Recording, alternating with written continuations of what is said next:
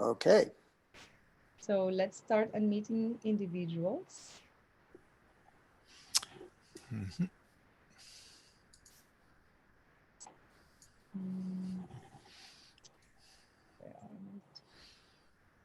Here we are. So we have participants, we have individuals coming in, Yep. which is wonderful. Welcome everyone. Say hello on the chat as you come in. Yeah.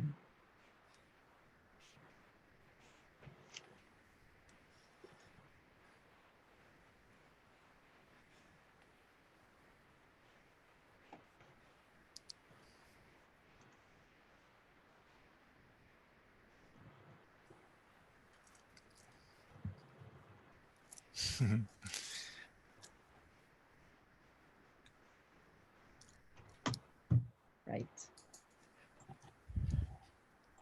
So if you check in the chat, there are people who are coming through. Yeah, there is already 20%.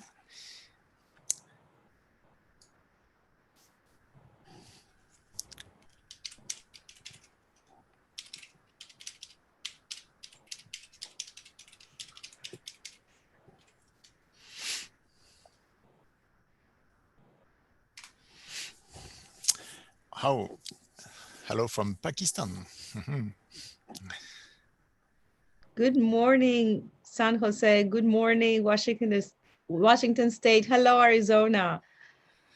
Oh my goodness. Good afternoon in Germany. Hello in Myanmar. It's so wonderful to see you. Thank you for joining us.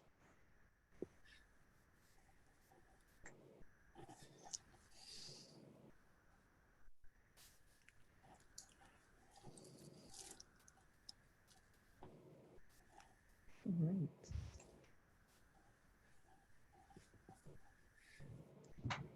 So we're going to wait 5 more minutes and then we're going to get started. Cool. There's always a question whether we should have music playing in the background while we're waiting for people to check in, log in. And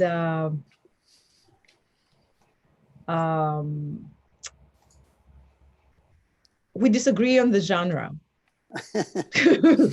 So I think we're just living in awkward silence or a wonderful discussion. So space elevator music, maybe that's actually a good suggestion. Or maybe we can ask our presenters to sing. Well, you really don't want to do that. Maybe it's not a good idea.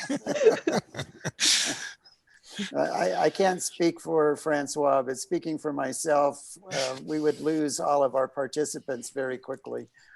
Well, this is the same.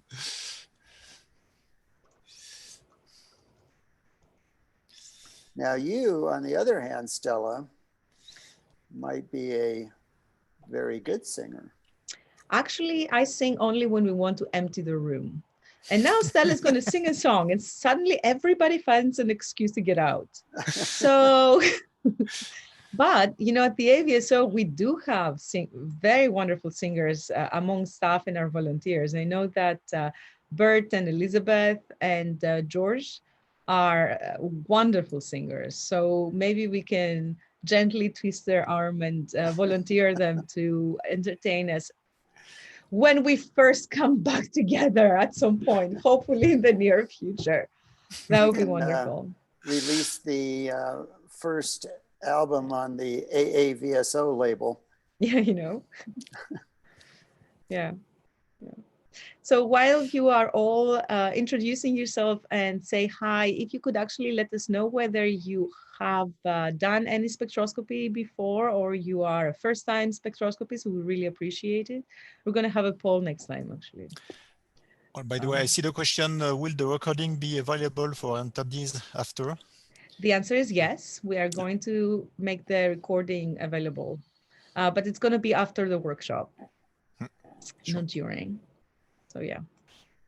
Yeah, just to kind of elaborate on what Stella said, the AAVSO staff is extremely busy right now. They've got this workshop today.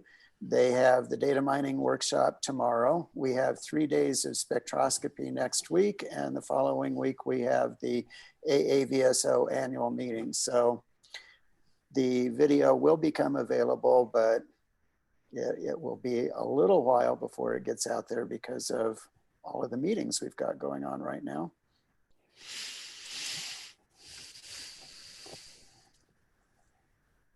Very nice. As Stella said, if people on the chat could list out their experience in spectroscopy, that would be great. Give us an idea of how much experience you have or don't have. And everybody's welcome, so you don't need to have any particular amount.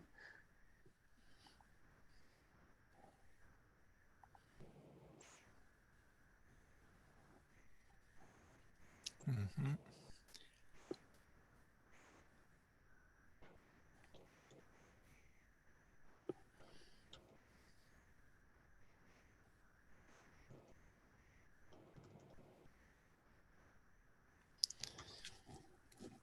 Okay, so it looks there are real beginners and experienced people on the line, which is perfect.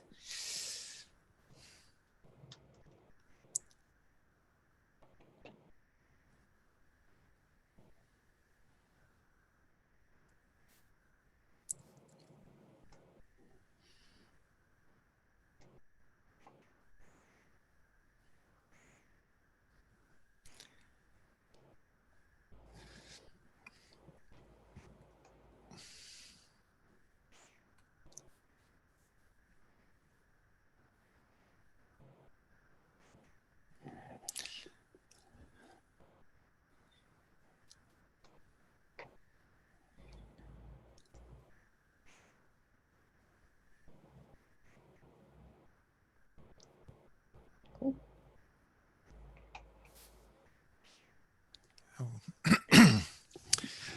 This is very good to see all your messages and From all over the world. yeah. That's what I really like about this kind of events. We're connected, although we are physically apart. I love this.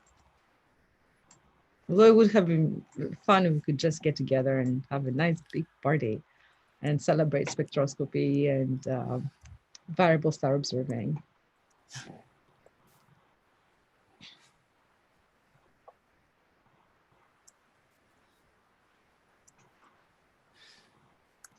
Hello to Argentina.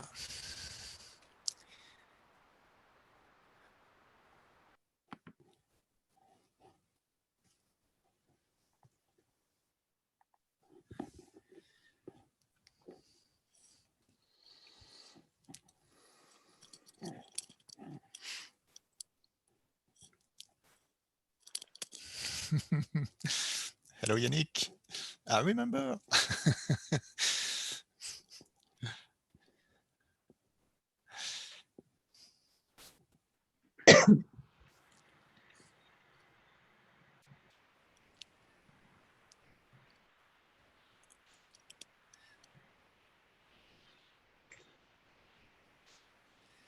Wow.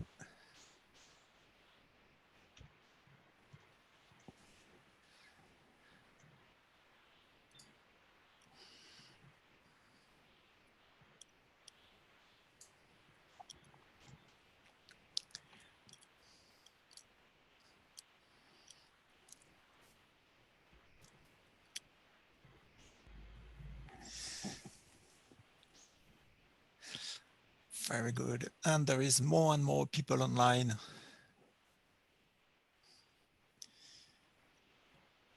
And especially welcome to people who are super new to spectroscopy.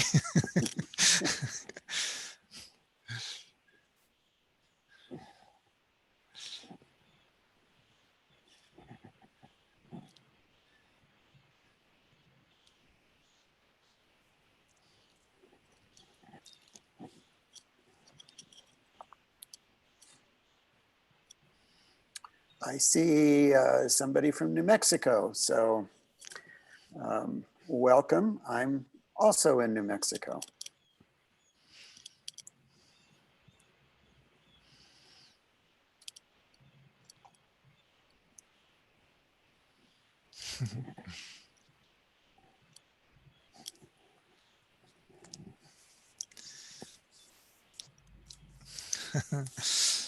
Bonjour Damien. All right, and it's we are at the top of the hour, so we have a very busy schedule today. Good morning, good evening, good afternoon, everyone. My name is Stella Kafka. I am the Executive Director of the AAVSO, and it's a great pleasure to welcome you all to ASW 2020. It's been a very busy time for our organizers, the organizing committee. So my gratitude goes to all who actually contributed to this workshop. I would also like to acknowledge and thank our sponsors, OBSTEC, QI, CCD cameras, Optical Structure, and First Light Observatory System for their support. Today is the first day of a 4-day event. So it's exciting to see you all virtually and connect with you. We have mostly an introductory program. We're going to talk about basics of spectroscopy all day with a small break in the middle. But at the same time, we would like to encourage you to ask questions either through our Q&A or chat. Your Q&A, question and answer button, is at the very bottom of your screen. So please use that for your questions. We will address them most likely as they come, but we will address them as we go. So if you need clarifications, if you don't understand anything, or if something needs to be expanded on, please feel free to ask. This is your workshop. This is your opportunity to learn from our experts and get started if you haven't started before, or improve your skills. This is just a reminder, we do have a very active observing section at the AAVSO, so please check out our webpage. I'm going to talk about it a little bit next time we meet. And a reminder for those who are in the US, we are changing time in certain states tonight. So please remember to set back your clocks, and especially for those of you who have also signed up for our data mining workshop tomorrow. It begins at 1500 UT, but this is 1 hour back for those who are in the US. So please be aware of that.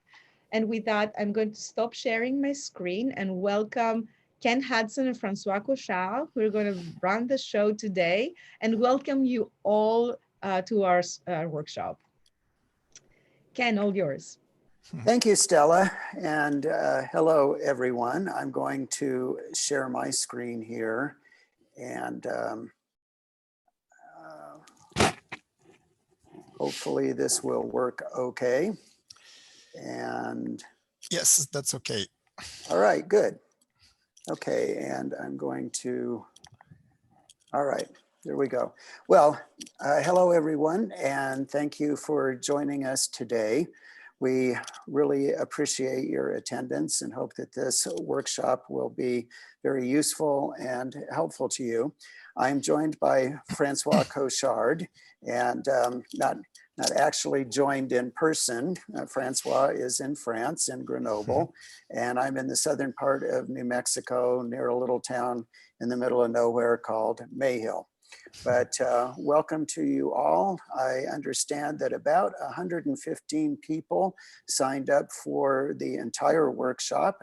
Maybe not everybody will be here today, but still 115 people from more than 20 countries. So welcome, everyone.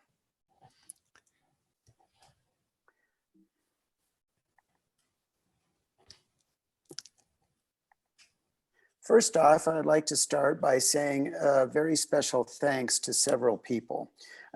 Let's start with an organization, the AAVSO. Without the AAVSO, this workshop would have not happened. And specifically the commitment and the help from Stella Kafka, who's the executive director of the AAVSO, and Gordon Myers, who's the president of the board of the AAVSO. The two of them have been extremely helpful and very supportive, and without their help and support, we wouldn't have been able to do this. We should also thank the incredible staff at the AAVSO. I worked very closely with several people lately, including Lindsay Ward, who's just been amazing, Kathy Spirer, Bert Pablo, And I know that the rest of the staff has been involved in working on making these workshops happen. So thanks to all of them. I'd also like to thank my fellow members of the Scientific Organizing Committee, Francois Cochard, David Doctor, Woody Sims, David Whalen, and Stella Kafka. The Scientific Organizing Committee was the group of people that figured out what presentations we wanted to have during these 4 days. And they're also the people who figured out what speakers we wanted to have at this workshop. It's a very big job. It's a lot of work, and thanks to all of them. And then finally, I'd like to say thank you very much to my friend and my neighbor, Joe Daglin, who worked with me in 2018 to create the first Sacramento Mountains spectroscopy workshop, which was actually held at Joe's house. We had 20 people who came. And then in 2019, we expanded. We moved to a hotel in Las Cruces, and we had over 80 attendees from 5 different countries. And SMSW1 and SMSW2 were the precursor to this workshop. And without those workshops, we wouldn't have done this one. So thank you very much to Joe Daglin and all of the help and support that we got from him over the years. Now the schedule, as Stella said, consists of 4 days of meetings. Today is an introduction to spectroscopy. This is designed mostly for people who are new to spectroscopy and just getting started. But if there's people out there that have some experience and want a refresher course, hopefully this will be a good opportunity for them. And then we have 3 days of presentations starting next week. On Friday, we have November 6th, we have a day focused on observing programs. Then on Saturday, November 7th, we talk about hardware mostly. And on November 8th, we talk about software. The starting time for all of these days will be 1600 UTC. As Stella said, we're changing clocks here in the United States tonight. So keep that in mind, but it'll be 1600 UTC for next week. We plan on starting every day with an astrophysics related topic because spectroscopy is all about the science and we like to emphasize that aspect of it. We have 2 goals for today. First off, we want to provide you with an introduction to amateur astronomical spectroscopy. And second, I want to provide you with the necessary knowledge to be able to benefit from the next 3 days of the workshop, because the next 3 days of the workshop will be more advanced, more detailed, more specific. And so we wanted to make sure that anybody that was new or needed a refresher had the opportunity to come to this presentation and learn about amateur astronomical spectroscopy and be prepared for the presentations that come next week. Now we have to be realistic here. I can't teach you everything about spectroscopy in approximately 2.5 hours. That's just not going to be possible, but I think we can achieve these 2 goals today. So I'm glad that you're here with us. I'll be the primary speaker today, and Francois will be available for questions. I don't know how many of you know Francois, but he's the owner of Chaliac in France, and they make these spectroscopes that, or at least many of the spectroscopes that most amateurs use when they do astronomical spectroscopy. And Francois has been active in amateur astronomical spectroscopy for a long time. He's a wealth of information. We're very lucky to have him here. Francois will be doing 3 presentations next weekend, so you will have an opportunity to hear him speak. The slides from this presentation will be made available in PDF format after this presentation is over, sometime within the next few days. And then the presentation is being recorded, and this recording will be available down the road. But as we were saying earlier, it might be a little while because the staff at the AAVSO is very busy organizing next weekend's events, the data mining workshop tomorrow, and then the annual meeting that's in a couple of weeks. Today's agenda is as follows. We're going to start out with an introduction titled It's All About Science and Fun. I was trying to think of a theme for this, and I think that really sums it up. Spectroscopy is about science, and it is also very fun. Then we'll talk about the physics of spectroscopy, followed by the optical principles of a spectroscope. We'll have a fairly short question and answer session, and then a short break. Then we'll come back and we'll talk about some pretty fun stuff, the hardware that you use to collect data when you're doing spectroscopy and the software that you use to process the data that you collect. And then we'll have a longer question and answer session after that. Speaking of questions and answers, if you have a question, please use the Q&A button in Zoom. Francois is going to monitor the questions, and if appropriate, and that's up to him, he'll interrupt the presentation to ask the question.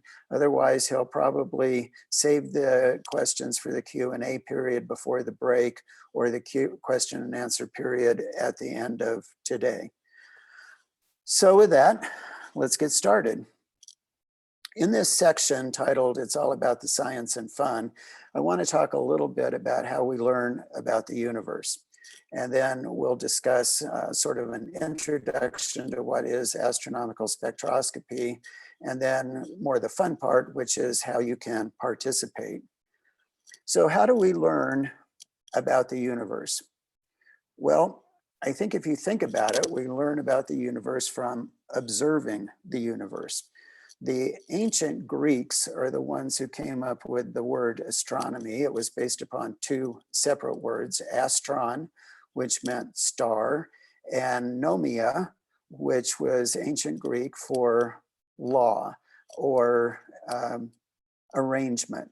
So basically, astronomy means law of the stars or arrangement of the stars. And they knew a lot about the heavens. And they knew that from observing what went on in the heavens. And that's the way really we still learn about astronomy, is through observations. We look at planets, we look at asteroids, stars, galaxies, nebula, even now at black holes, and we learn by observing. And we can observe three different ways: by imaging, taking pictures, doing light curves, which is photometry, and looking at spectra or spectroscopy. So if we think about imaging, this is a good example of what we're talking about. This is the pillars of creation in the Eagle Nebula. And the pillars of creation is a region of dust and gas. It's a star-forming region. And astronomers can learn about the way stars are formed by looking at images like this. This is another image that, say, a planetary scientist might look at. These are sand dunes on Mars that were taken with the HiRISE instrument on the Mars Reconnaissance Orbiter. Now, the sand dunes on Mars are pretty interesting. They can range in height from a few meters up to hundreds of meters. And scientists, planetary scientists, can learn about things like sand dunes by looking at images. But another mechanism that we have of observing the universe is through light curves.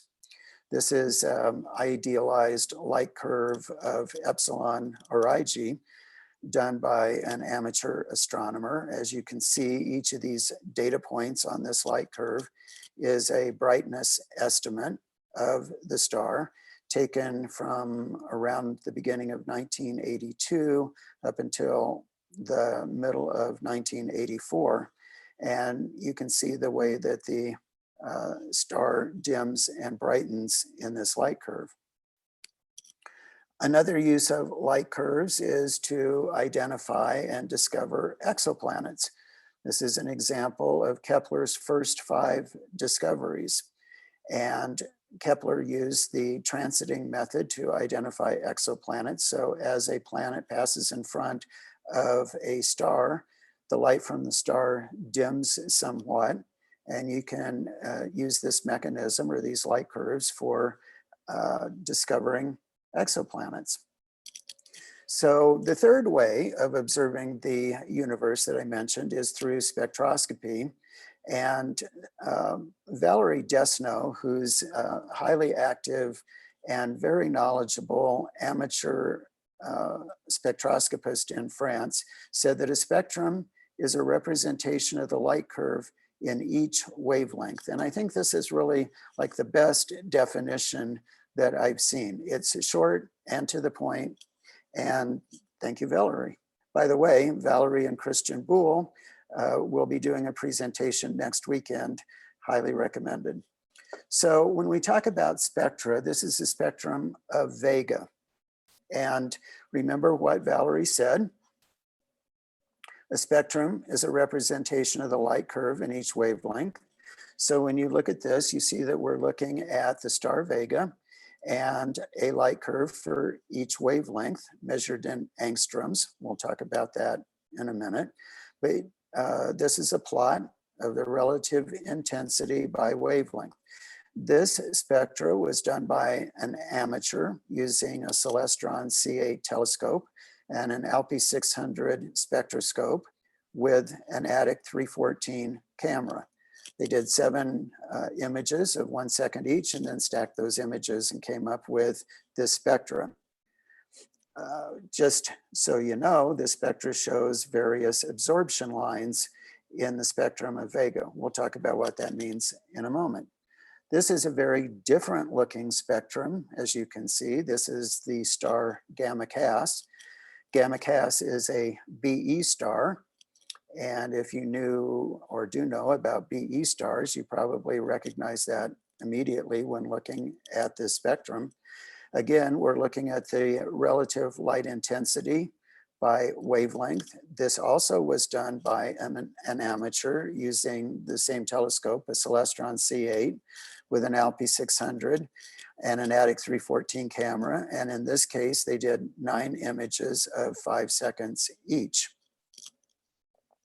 So what is spectroscopy then? Well, it's the study of the methods of producing and analyzing spectra.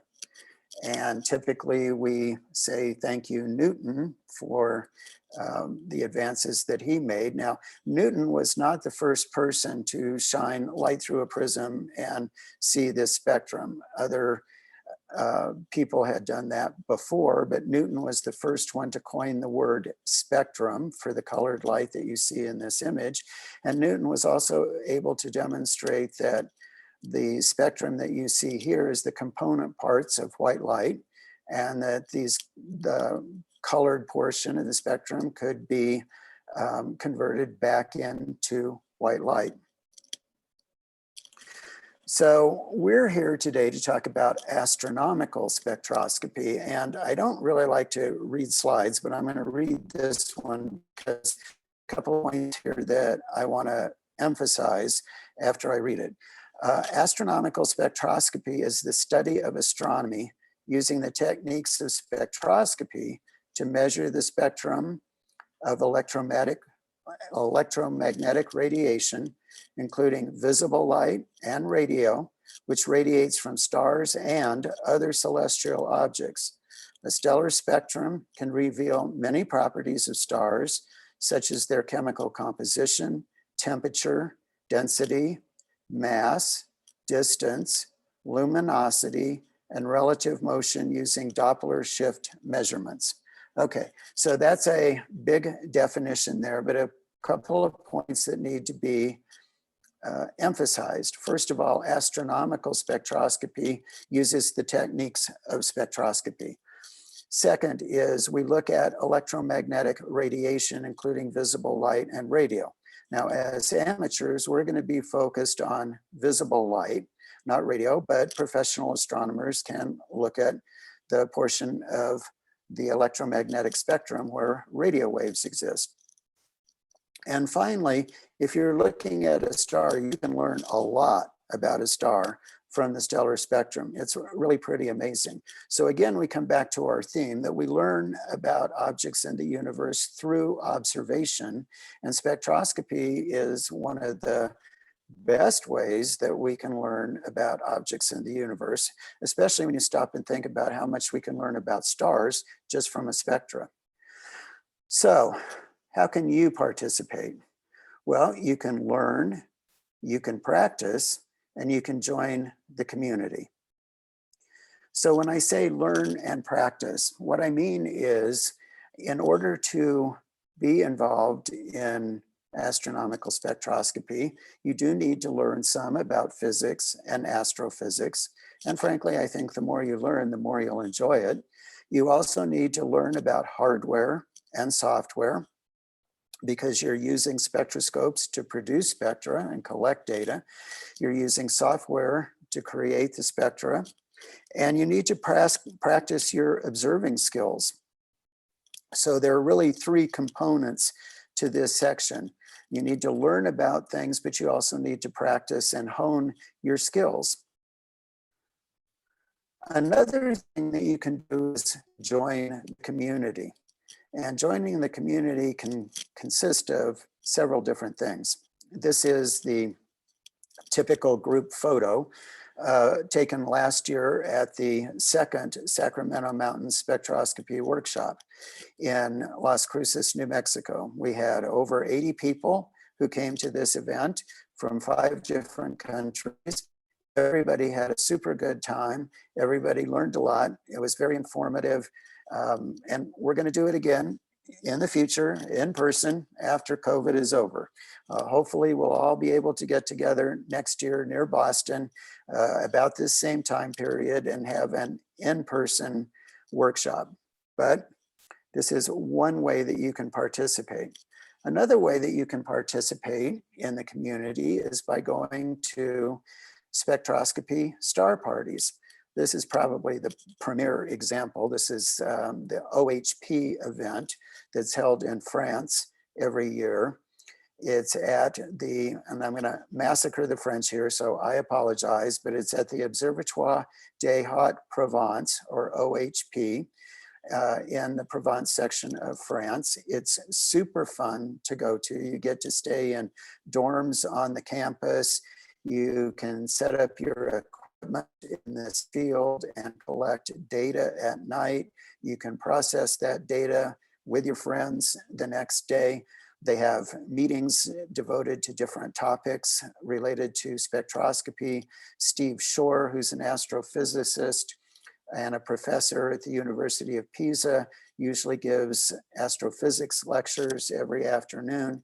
It's a wonderful thing to do, a great place to meet people, a great place to make friends. I've been twice. It was wonderful both times, and I have many good friends to show for it. Another way of joining the community is to look at the various websites that are out there focused on astronomical spectroscopy. This is one of the best. This is Christian Boole's website. You can see the URL there. It's astrosurf.com/BUIL/index.html. And this website is just filled with good information about spectroscopy. He has posts out there about spectroscopes. He tests CCD cameras. He tests CMOS cameras. He's the author of the ISIS software, which you can download from this site. There's all kinds of information out here, so I would highly recommend that you take a look at this website. Another really good one is the PlanetaryNebula.net website, which is a website that was developed by some French astronomers, and it's devoted to identifying planetary nebula through the use of spectroscopy. It's a very interesting website to look at and a great example of how people in the community can come together and work together to do scientific research. There are a whole lot of other websites out there devoted to spectroscopy. You can find them on Google. You can shoot me an email, and I would be happy to give you some suggestions for other places to look. Another thing that you can do is participate in the various forums that are available for spectroscopy. The AAVSO has one. This is the homepage for the spectroscopy forum. You're welcome to go out there, join this forum and ask questions, read the answers, just read through questions that other people have asked in the past. It's a very educational resource. Another forum that's fantastic is the ARIS Spectroscopy Forum. There's all kinds of really good information on this forum, and I would recommend that you join it and visit it frequently. There's pretty much every day something new is added to the ARIS Spectroscopy Forum. The British Astronomical Association has a forum as well. Also very good, lots of information out there. And personally, I think it makes sense if you're interested in this and serious about this activity to join all three forums and be active and join the community. Another thing that you can do, I don't have a slide for it, but there are a couple of different email groups that you can join with information about spectroscopy. This is a little bit of a moving target right now because most of these email groups existed on Yahoo groups, and Yahoo is doing away with Yahoo groups. So people are moving to new locations, but one of the groups is Astronomical Spectroscopy, and I believe they moved to Groups.io. So you might want to join that email group. Another one is the RSpec email group, which is very active and I think is also on Groups.io. So you might want to check them out as well. I do have a slide for this next activity that you can do, which is you can contribute data to the AAVSO spectroscopy database.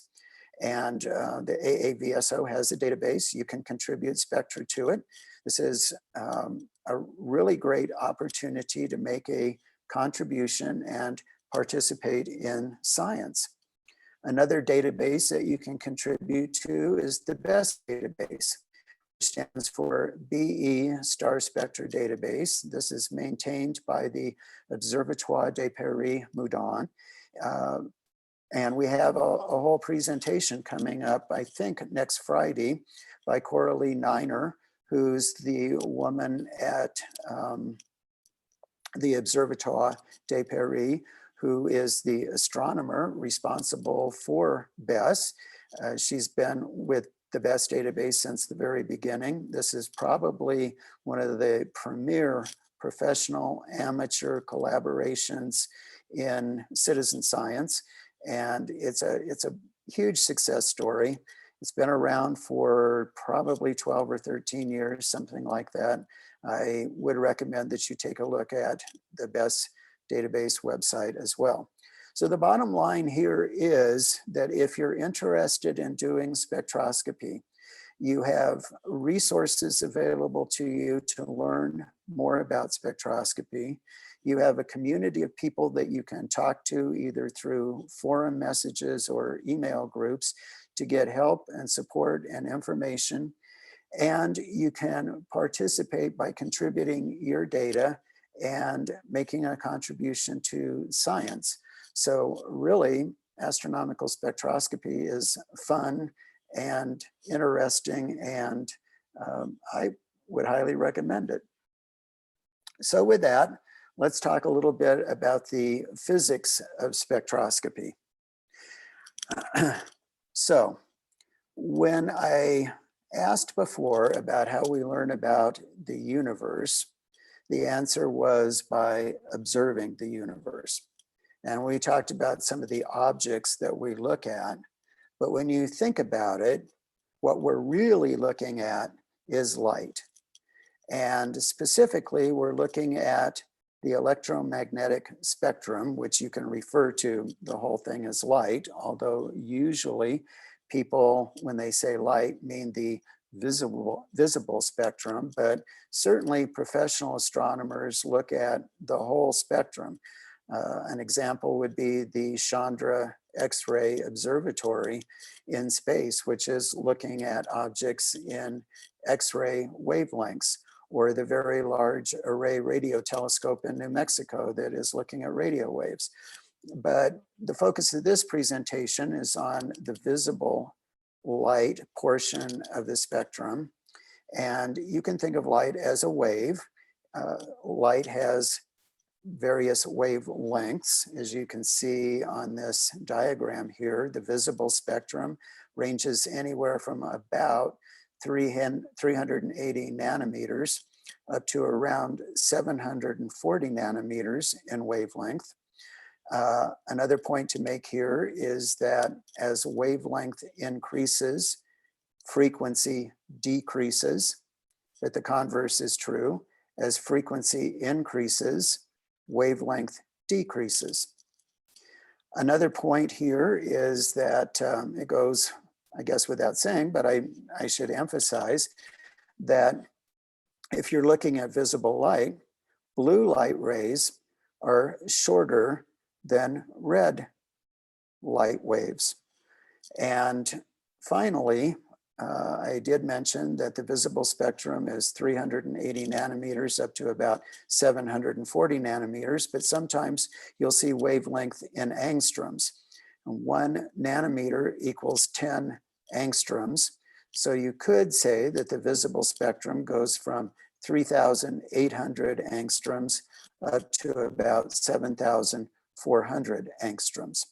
So light is a wave, but interestingly, light is also a particle. And I think this is kind of confusing and it's a lot to wrap your head around, but this is a concept called wave-particle duality, which is a concept in quantum mechanics that every particle or quantum entity can be described as either a particle or a wave. So you can also think of light as a beam of particles called photons. A photon is an elementary particle of light. It's a unit of energy. It's not, doesn't have any mass, and photons move at the speed of light in a vacuum. So how is light produced then? Well, 2 different ways. You can heat a body and that will produce light, or you can excite atoms. So let's talk about the first one first, heating a body. Imagine that you're in a room and just kind of magically suspended in that room is a ball of some material. And that ball of material is at room temperature. What you would see is probably not much, because if that ball was at room temperature, there wouldn't be much light coming from it. Maybe some in the infrared, but we can't see infrared, so you really wouldn't see much. Now imagine that you start heating that ball of material up so that it starts to get hotter and hotter and hotter. As you do that, the ball of material will start to glow. And at first it will glow red, then it will glow orange. Then as it gets hotter, it will get white. And finally, it will start glowing blue. And this slide here illustrates what I'm talking about. This shows how objects glow red at lower temperatures and blue at higher temperatures. The temperature range here is about 800 Kelvin up to 12,200 degrees Kelvin. This was kind of summarized and discussed in Planck's law, which said that the heating of an object translates into an emission of light at all wavelengths. So if we go back up to this slide here, light is being emitted at all wavelengths, but the energy distribution as a function of wavelength depends on the temperature. This came from Francois' book and is easier to understand, I think, with a picture.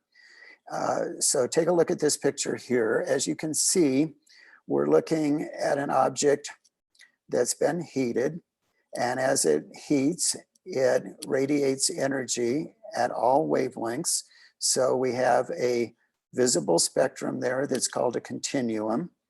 goes all the way from blue to red, but the energy distribution of the wavelengths depends on the temperature of the object. So if the temperature is cooler, say around 3000 degrees Kelvin, then the wavelength distribution is more towards the red. As we heat the object and it gets up to say 4000 degrees Kelvin, then the energy distribution is more towards the green wavelengths. And as we continue heating up until we get to say 5000 Kelvin, then the energy distribution is more towards the blue wavelengths. Another way of producing light is by exciting atoms. But before we talk about that specifically, I want to look at this spectra here. This is a spectra of hydrogen, probably produced by putting hydrogen in a gas tube and then running an electric current through that gas tube, which causes hydrogen to glow. And if you take the light produced by that event and pass it through a prism, you'll end up with a spectrum that looks something like this. We have 4 bright lines in the spectrum. These are called the Balmer series, or technically this is part of the Balmer series. We're looking at the 4 lines here that are in the visible part of the spectrum for the Balmer series. The line on the right is called the hydrogen alpha line. It's the one in red. Next to it, to the left, the kind of greenish or teal colored line is the hydrogen beta line. To the left of it is the hydrogen gamma line. And the violet line on the far left there is the hydrogen delta line. Now, back in 1888, a physicist named Johannes Rydberg developed a mathematical calculation that he used to specify where these lines would be. And his calculation was accurate, and he was able to correctly calculate the wavelength of each of these lines, but his calculation or his formula was based upon observation and experience or experimentation, and he didn't have any kind of underlying theory to explain why these lines would be at these positions. And it wasn't for 25 years until 1913 when these 2 physicists came along that anybody had a model that explained why those lines would be at those particular locations. And the physicist on the left here is Niels Bohr. The physicist on the right is Ernest Rutherford. And together they developed what was called the Rutherford-Bohr model of the atom. Usually nowadays you hear just referred to as the Bohr model of the atom. And the Bohr model of the atom specified that an atom consists of a dense nucleus surrounded by orbiting electrons. Those electrons orbit sort of like planets orbit around the sun, except that they're held in place by electrostatic forces, not by gravity. And part of the Rutherford-Bohr model was that the electrons that orbit around a nucleus orbit in certain discrete orbits that are known as energy levels. Electrons can exist in different energy levels, but they can't exist between energy levels. There are certain defined energy levels in each atom that an electron has to exist within. This is an example of what we're talking about. The black dot at the center here is the nucleus of a hydrogen atom. And then around it are 3 gray circles that correspond to the orbits or energy levels where an electron can exist. In this particular example, what we're looking at is an electron that's moving from energy level 3 down to energy level 2. We call this a transition. So the electron is transitioning from the 3rd energy level down to the 2nd energy level. And when it does that, it emits a photon that will be at a certain wavelength with a certain energy. The energy is shown by this formula on this chart. And the formula is energy equals H times V, where H is the Planck constant and V is the frequency. So in this example, what's happening, if we're looking at hydrogen, which is what we are, when the electron transitions from the third energy level down to the second energy level, it emits a photon with a wavelength of about 656.3 nanometers. And it just so happens that 656.3 nanometers is where the red line is on this spectra. That's the hydrogen alpha line. And in fact, this is the entire Balmer series. Now, there's a couple of things I want to emphasize on this chart. First of all, the Balmer series addresses transitions of electrons from an energy level above level 2 down to 2. So you can see that the hydrogen alpha line is created by a transition from energy level 3 down to 2. The hydrogen beta line is from energy level 4 down to 2. Gamma is from the 5th energy level down to the 2nd, and so forth. There are some lines in the Balmer series that are in ultraviolet and not visible to us in the visible spectrum. The wavelength for each of these transitions is denoted on this chart, and the energy is also shown, the energy difference. Now, we were talking with the Balmer series about transitions that take place from a higher energy level down to energy level 2. But electrons in a hydrogen atom can transition from higher levels down to energy level 1 or down to energy level 3, for example. So if an electron transitions from energy level 2 down to energy level 1 in a hydrogen atom, it emits a photon with a wavelength of 122 nanometers. Correspondingly, if an electron transitions from energy level 4 down to 3, it emits a photon with a wavelength of 1,875 nanometers. So for the transitions that go from a higher level down to 1, we call that the Lyman series. And for transitions that take place from a higher level down to 2, and electrons that transition from a higher level down to 3 are part of the Paschen series. Well, that was hydrogen. What if we deal with something a little more complicated? This is the emission spectrum of iron. So if you think about a neutral hydrogen atom, it's got 1 proton and 1 electron. A neutral iron atom has 26 protons and 26 electrons. So right from the get-go, it's a more complicated situation. In addition, the energy levels within different atoms are determined by something called the electric field configuration. So the electric field configuration for a given atom determines the energy levels for that given atom. In the case of iron, the energy field configuration is different than the energy field configuration for hydrogen. So there are different orbits that are available in a iron atom than there are in hydrogen. Plus you have a situation where you have more electrons. So you end up with an emission spectrum that looks very different in visible light for iron than what you had for hydrogen. Now, so far we've been talking about a couple of examples here where we're looking at emission spectrum that were produced in the lab.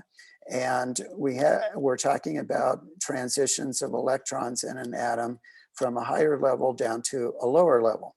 But what if you go in the opposite direction and you have an electron that transitions from a lower level up to a higher level, which can happen if the atom gets excited. And that transition results in what are called absorption lines. This is an absorption line spectrum of the sun. So when we look at this, we're seeing absorption lines.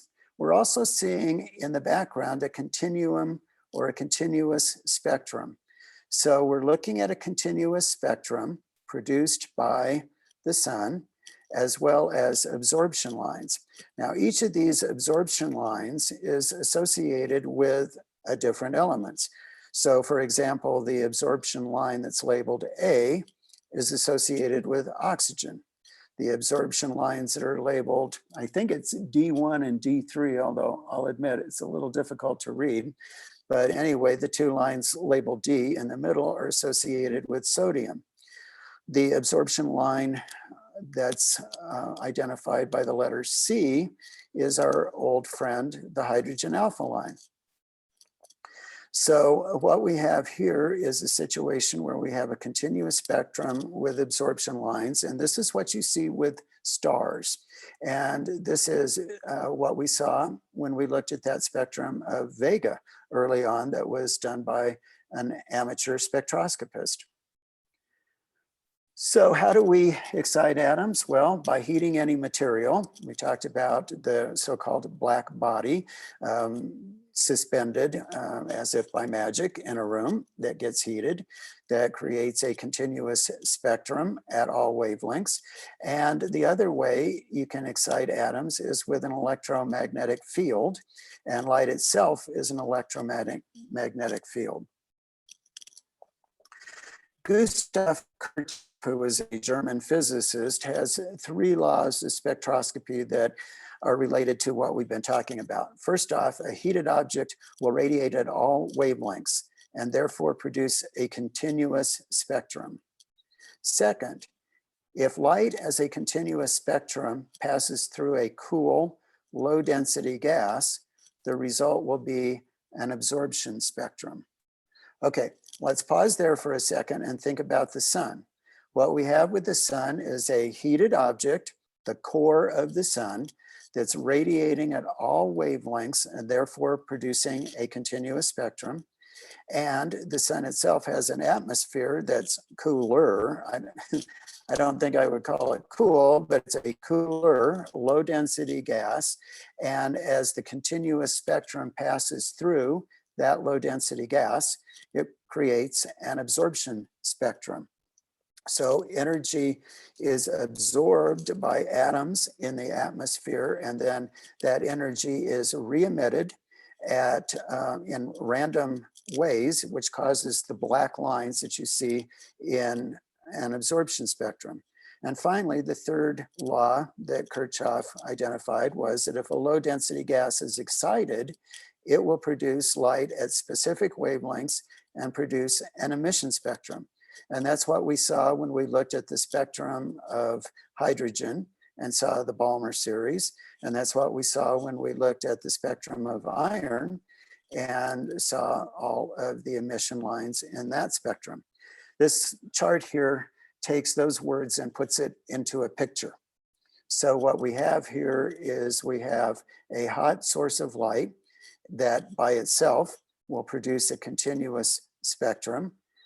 That light, if it goes through a cool or cooler low density gas, will result in an absorption spectrum. And if we look at that gas itself without looking at the hot source behind it, what we will see is an emission spectrum. Now, in order to be complete here, I should tell you that we were talking about the Rutherford-Bohr model of the atom.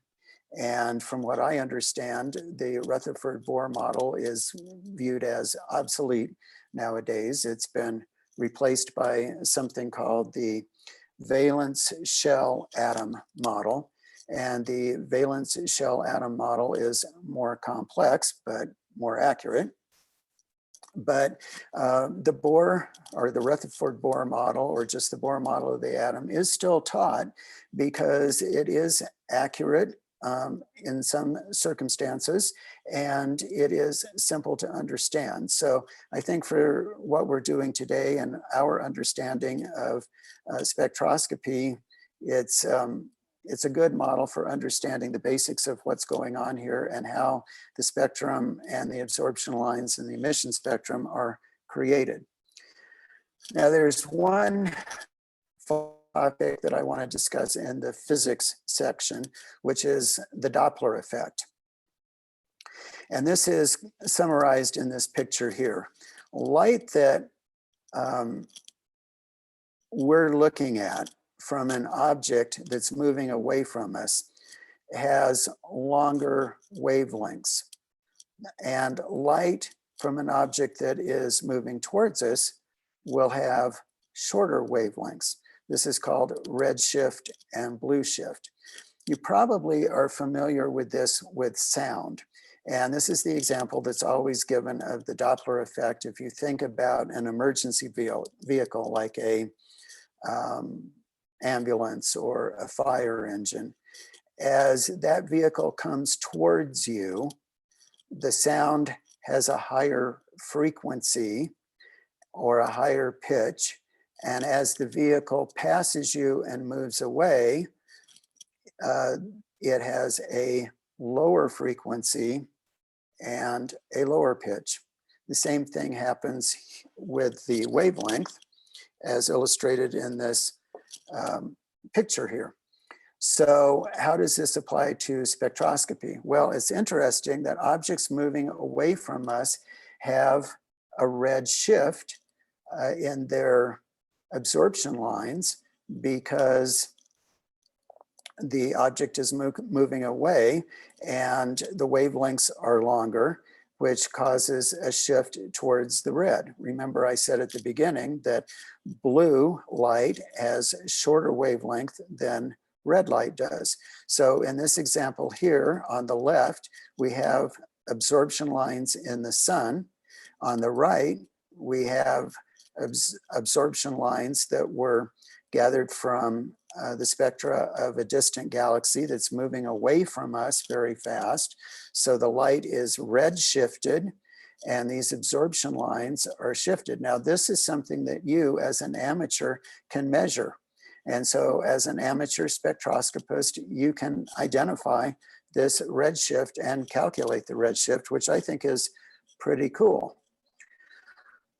So we've gone through the physics section, but I'd like to do a short review here before we move on to talking about optics. First, we learn about the universe by observing, and the main thing that we observe is light. Light is a wave and light is a particle, which is called the wave-particle duality. Light as a wave has a wavelength and a frequency. Visible light has a wavelength between 380 nanometers and 740 nanometers. Red light has a longer wavelength than blue light. You can think of light as a beam of particles called photons, and light is produced by heating a body and by exciting atoms. According to Planck's law, heating translates into an emission of light at all wavelengths with an energy distribution as a function of wavelength, which depends on temperature. The Rydberg formula from 1888 can be used to calculate the spectral lines of many chemical elements, like the lines that we see from emission in hydrogen, but it's based upon observation. And the Bohr model of the atom provides a theoretical explanation for what we see with the Rydberg formula. Electrons exist in certain discrete orbits known as energy levels around the nucleus of an atom. And electrons can emit or absorb electromagnetic energy when they move between orbits. Electron transitions and their resulting wavelengths are grouped into the Balmer series, the Lyman series, and the Paschen series for hydrogen. And atoms are excited by heat and electromagnetic fields, which can include light. Kirchhoff's three laws were a heated object will radiate at all wavelengths and therefore produce a continuous spectrum. If light as a continuous spectrum passes through a cool, low density gas, then the result will be an absorption spectrum. If low density gas is excited, it will produce light at specific wavelengths and produce an emission spectrum like we saw with our very first slide of hydrogen. And light can be redshifted or blue shifted depending on whether it's moving away from us or towards us. So with that, I would like to move on to the optical principles of a spectroscope, and then we'll have our question and answer session, take a quick break and come back and apply everything we've learned to the hardware and software that we use to do astronomical spectroscopy. So the first optical process that I want to talk about, or phenomenon, is reflection, which is the easiest. So we'll start with easy first. And basically, a light ray that reaches a reflecting surface at an angle theta with a direction perpendicular to the surface is reflected with the same angle. Now, as we've seen already in this presentation, sometimes a picture is worth 1,000 words. So here's a picture of what we're talking about. In this particular case, we have a light ray identified by the line PO that is striking a mirror at point O. That light ray then is reflected by the mirror as ray OQ. And if you measure the angle of incidence, which is identified by theta I, it will equal the angle of reflection, which is identified by theta R. So that's reflection in a nutshell. By the way, this is what's called specular reflection or mirror-like reflection. The other kind of reflection is diffuse reflection. The second concept or phenomenon is refraction. This is an example here again of a picture being worth 1,000 words. This is refraction. Probably everybody has experienced this in their own life. If you've ever sat on the edge of a pool and dangled your legs into the pool, the same kind of thing happens. And this is an example of refraction. So the definition of refraction is it's the change in direction of a wave, like light, passing from one medium to another, or from a gradual change in the medium. The amount of deviation depends on the refractive indices of the two materials. So if we look at this in picture format, what we have is an example here of refraction. So in this example, we have two mediums, or two media, as they call it in the caption, the white on the left and the blue on the right. And as a light ray hits the interface between the media denoted by white on the left and the blue on the right, it encounters a media that has a different phase velocity. Well, actually the light has a different phase velocity in the second media. And because the phase velocity in the second medium is less than the phase velocity in the first medium, then, meaning the speed of the light, then the angle of refraction at theta 2 is less than the angle of incidence denoted in theta 1. So as you can see here, let me move my cursor along. We have the light ray that's hitting the transition from one media to another, and the phase velocity of light is lower in this second media, which causes this angle here, theta 2, to be less than this angle here, theta 1. Major points about refraction that you should know. The phase velocity of a wave is the rate at which a wave propagates in some medium. So it's the speed that a light wave would move in a different medium. Light waves at different speeds, light travels at different speeds in different materials. So for example, light will travel slower in water than it does in a vacuum by a rate of 1.333. So the refractive index of a material describes how fast light travels through the material and can be calculated by dividing the speed of light in a vacuum by the phase velocity of light in a material. So light will travel 1.333 times slower in water than it does in a vacuum. And the refractive index of materials varies by wavelength. So the angle of refraction varies correspondingly, which is called dispersion. This is dispersion in action. So in this example here, the refractive index of materials varies by wavelength. So the angle of refraction varies correspondingly. So and that's called dispersion. And that's what we see when light goes through a prism. Next, I want to talk about diffraction, but before we talk about diffraction, we have to talk about something called wave interference. Remember that light is a wave, and you can have multiple beams of light, multiple waves of light. So in the example on the left here, we have two light waves that are in phase. In other words, they match each other. And what happens when you have two waves of light like this that are in phase is we have something called constructive interference. And it results in a wave of greater amplitude. So in the example on the left, the two waves constructively interfere with each other, creating a wave of higher amplitude. On the right, we have two waves that are out of phase with each other. This is destructive interference, and the amplitude goes away altogether. We just have a flat line there. So this is what's called wave interference, and it'll be important in a minute. So diffraction refers to the phenomenon that occurs when a wave encounters an obstacle or an opening, like a light wave. So in this example here, we have a light beam or a light wave that encounters an obstacle, which is a mask that's got a pierced slit.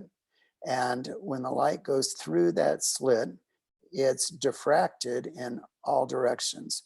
And remember that as it moves in all directions, it's moving as a wave. And those waves can constructively interfere with each other or destructively interfere with each other, as you can see in this example here. So here we have a mask with two slits in it. Light comes through both of those slits and is diffracted, and some of the waves constructively interfere with each other, and some of the waves destructively interfere with each other. And if you looked at what would be on the screen here, the observed image on the right, you can see the places where waves constructively interfere with each other are bright, and the places where waves destructively interfere with each other are red, so are dark. So what you end up with is a pattern of light and dark where the waves have constructively or destructively interfered with each other, creating this diffraction pattern. This is another example of an interference pattern from two slits. In this example here, light comes through those two slits. The waves either constructively or destructively interfere with each other. In the places where they constructively interfere, we have what are called orders that are the gray arrows in this picture that are labeled m equals 0, m equal 1, m equal 2, etc. So in a spectroscope, we use what are called dispersion elements. There are various dispersion elements available in optics. There's a prism. We've already seen examples of that. There's something called a diffraction grating, and an object called a grism, which is a grating prism. Remember, dispersion elements cause different colors to refract at different angles, creating a spectrum. So the diffraction grating looks something like this picture here. It's a piece of glass that has grooves engraved on the surface. Now, these grooves are very, very close together. Manufacturers can create diffraction gratings that have anywhere from 100 lines per millimeter up to more than 3,000 lines per millimeter. And what happens is light hits the diffraction grating, and diffracted rays are sent off in all different directions. Remember, these rays can be thought of as waves. So the light is can constructively or destructively interfere from each of these lines in the grating, which is what's depicted here. We've got in this picture 4 lines in a grating. The light comes in, hits these grooves or these gratings as diffracted rays, and those rays then can constructively or destructively interfere with each other, and you end up with orders. And it's a little more complicated because you also have a 0 order, which is the reflected white light. So as light hits a grating surface, it creates multiple orders. Those orders are spectra. Now, you might have seen examples of this in your own home if you have compact discs. And if you take a CD, music CD, and you hold it in light and angle it, you'll see the same kind of thing happening because CDs have lines very close to each other in them, and it creates a spectrum similar to what's created with a grating. And then finally, we can talk about something called blaze angle. When you create a grating, you're etching these lines very close to each other on the grating. But manufacturers not only can put the lines very close to each other, but they can structure these lines or these gratings so that they're angled. And they can do this so that they emphasize a particular order over another order, as well as a particular wavelength.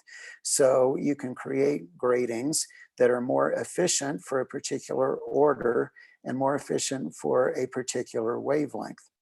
And so if you hear people refer to the blaze angle of a grating, that's what they're talking about.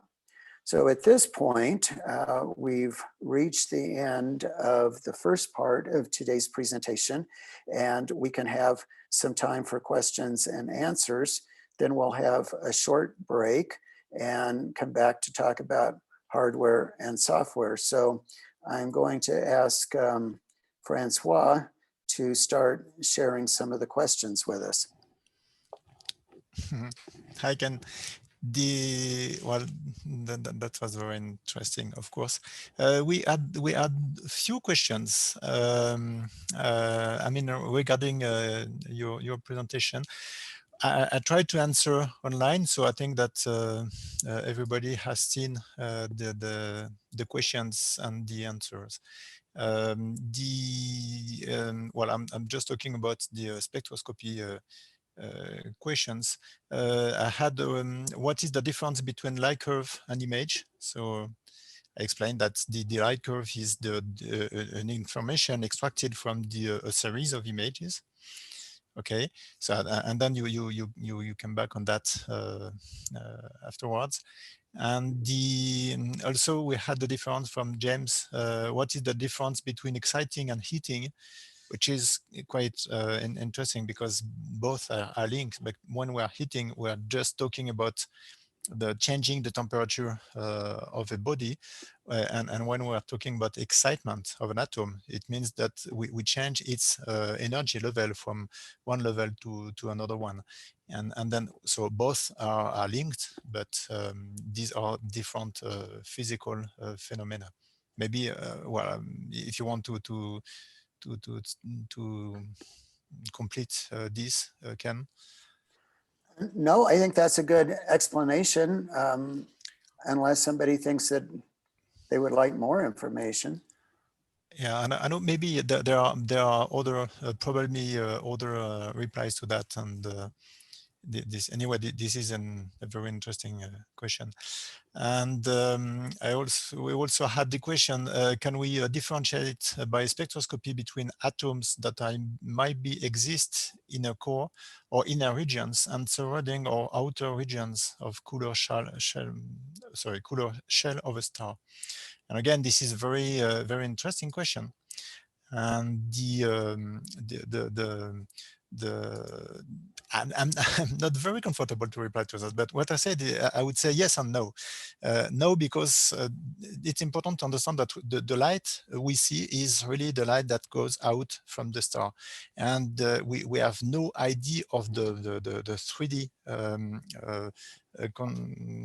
the way the star itself is made. The light, we just received some light from the star, and this light is the light that came out of the star.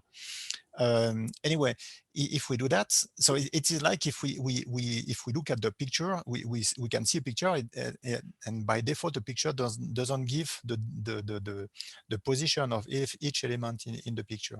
However, there are several physical phenomena that make change the light depending on the origin of this light in the star and in the star layers. And this is all what is very interesting is really to analyze all the information we receive from the light. And this information is very, very rich. And all the game is really to extract all the information, all the spectroscopic information from these lights. And this is like a game, in fact, and we really have to catch all the information which is contained in the light. And in fact, the reply is yes, we can really see the different layers and different phenomena in a star spectrum. Well, maybe Stella, you may be more comfortable to reply on this and Oh, that's on great. the astrophysics side. No, your explanation is great. Thank you. Francois, Yep. let me expand it a little bit and Sure. ask you if you want to talk about how that question might relate to BE stars. This is a very well. The link with BE star. So a BE star, very quickly, this is a star in which you have some material has been ejected from the star and makes a shell around the star. And this is this star that is excited by this is the shell which is excited by the star. Well, this is some material, not necessarily a shell, and this material is excited by the star because because of the light emission from the star. It hits the shell, and this shell, because it is excited, emits some light. So when we see a BE star spectrum, or when we see some light from a BE star, we see a combination of the star coming from the light, sorry, coming from the star itself, and the light coming from the shell, which is excited. So we see a mix of light, and then we can see an emission line because of this excitement above the continuum of the star, or the basic spectrum of the star. Is it what you wanted to say, Ken? Yes, I just thought it was somewhat related to the previous question, because in a spectra like this one here, we're seeing lines that are coming from that shell or that material that's been ejected from the star that's excited by the star. So now that we've gone through the whole presentation, probably everybody knows what this emission line is over on the right. That's the hydrogen alpha line. And that's coming from the shell of ejected material around the star. And again, this is a mix. In fact, what you see is a mix of different phenomena, and now the game is how I can differentiate the different phenomena. And now we have a few other questions, but so we didn't reply yet. So maybe you can see them also. Regarding a question from Paul regarding the Doppler effect, since the solar system is moving through space, how do you subtract or add that motion with that of a star that is approaching or receding? I think you'd be a better person to answer that than me, Francois. Well, okay. It depends, but generally speaking, when we observe, well, in all the tools that that we are using, we can correct this movement because we know when we do an observation, we record the exact date and time of the observation, and we also record the coordinate of the object. And these informations are enough to know the motion and the direction of the Earth around the star, around the sun. So it can be done. However, this movement is visible if you are doing some high resolution spectroscopy. You can see this movement, and with some of our instruments, even amateur instruments, we can measure the motion of the Earth around the star all along a year, which is just wonderful, by the way. And so it is, you can measure it at high resolution. However, if you are doing low resolution observations, and then you are not able to see small details in the radial velocities, then it is almost negligible. Okay, and depending on what kind of observation you are doing and what kind of science you want to do with your observation, you have to correct it or not. Okay, so again, if you want to add something, no, that's fine. That's okay. fine. Another one, can we have a detailed material or literature to study about this grating and blaze angle? I'll answer that one because Francois is probably too modest to answer that one. The answer is yes, there is more material in Francois's book. And at the end of the presentation today, I'll have a picture of Francois's book. There were quotes in multiple places today, but that's one source of information. Another source of information is obviously Wikipedia. I made heavy use of Wikipedia in this presentation today because I can quote from them without having big copyright issues, and I can take pictures from them without having big copyright issues. But Wikipedia is a good source of information. And so if you're looking for info on blaze angles, also another place where you could find information would be Thor Labs website. Thor Labs has some good technical information on their website about optical equipment. So that would be another resource for you. Perfect. Another one from James, could you address emission and absorption from molecules? Do you want to take it? Why don't you? I'm gonna make Francois do all the hard work here. Well, by the way, I'm very careful because I am not an astrophysicist, and I know that maybe I will be not precise enough. Anyway, yes, there are in fact there are energy level in an atom, but there are also energy level in a molecule. So I know that a molecule can vibrate, and this vibration also means that there are some energy exchanges with the outside of the molecule, And again, like for the atom, this energy level, this energy is exchanged by fixed levels. Okay, so we have also exactly the same quantum mechanics.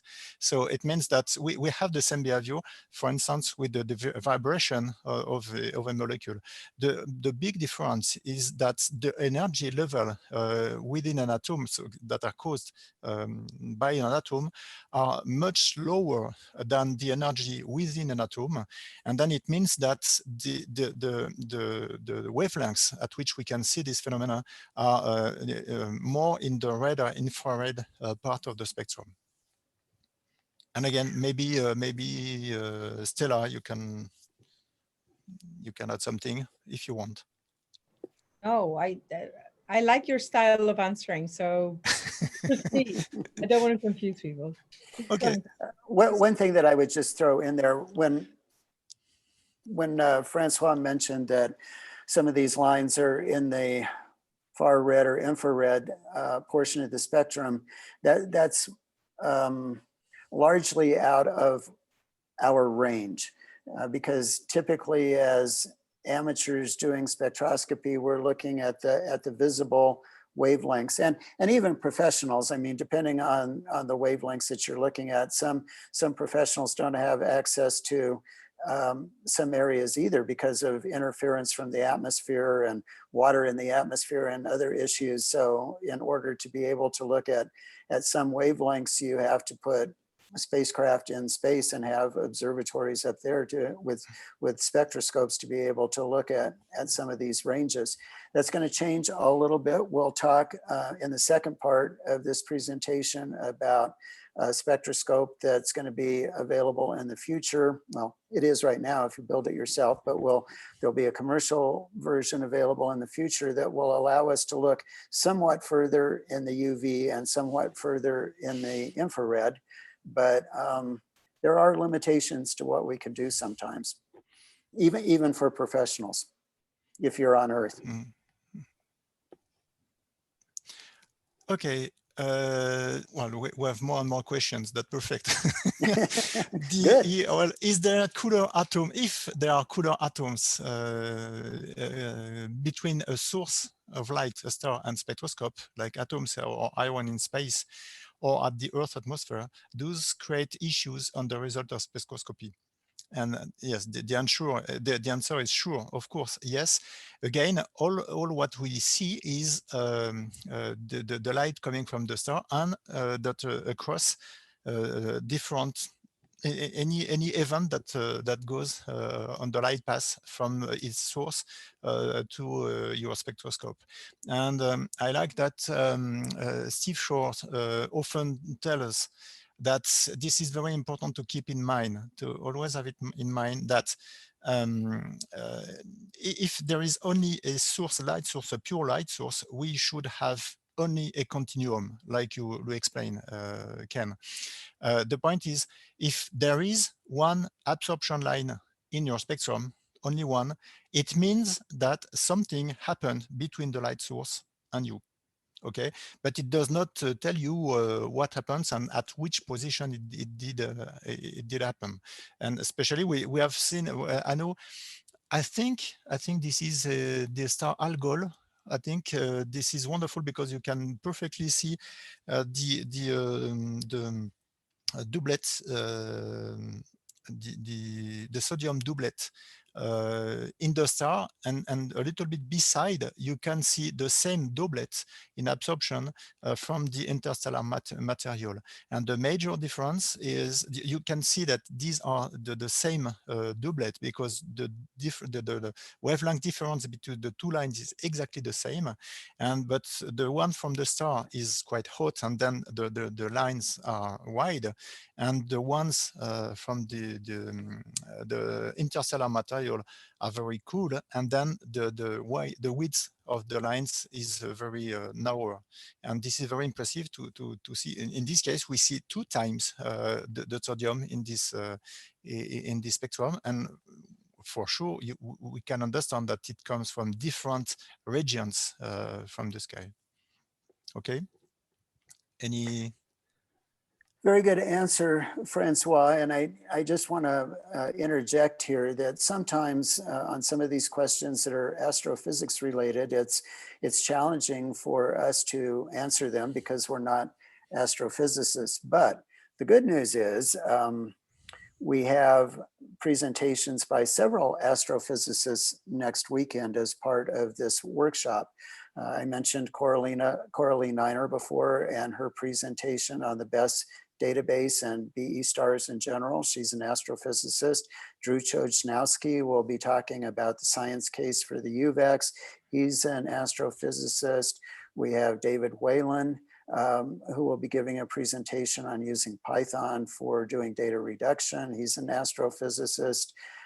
Steve Shore will be doing kind of a little discussion presentation with Woody Sims, and Steve is an astrophysicist. So we will have good opportunities for astrophysics questions coming up if there's areas that we just can't deal with effectively today. There are astrophysicists on the schedule.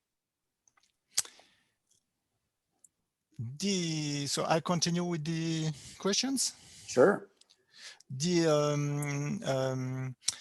Well, does every element have its own set of spectral lines similar to hydrogen? Well, each element has a unique set of lines, emission lines, and they're different. Like in our example between hydrogen and iron, that's a pretty dramatic difference, but yeah, they're different, which is what allows us to be able to identify elements in a spectrum, because we can identify the lines and make a determination as to what elements are present in a given object. I don't know, does that answer the question? Yes, I think so.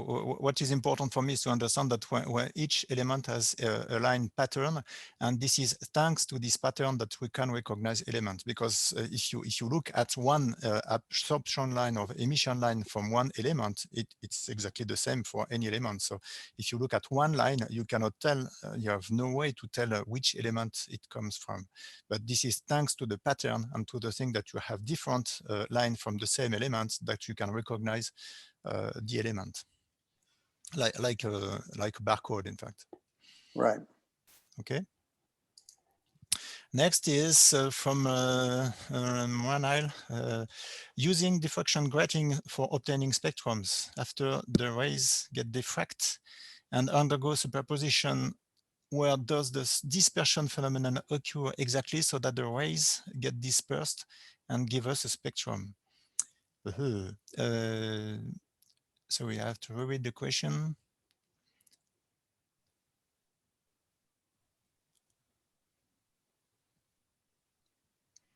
Well, maybe this is regarding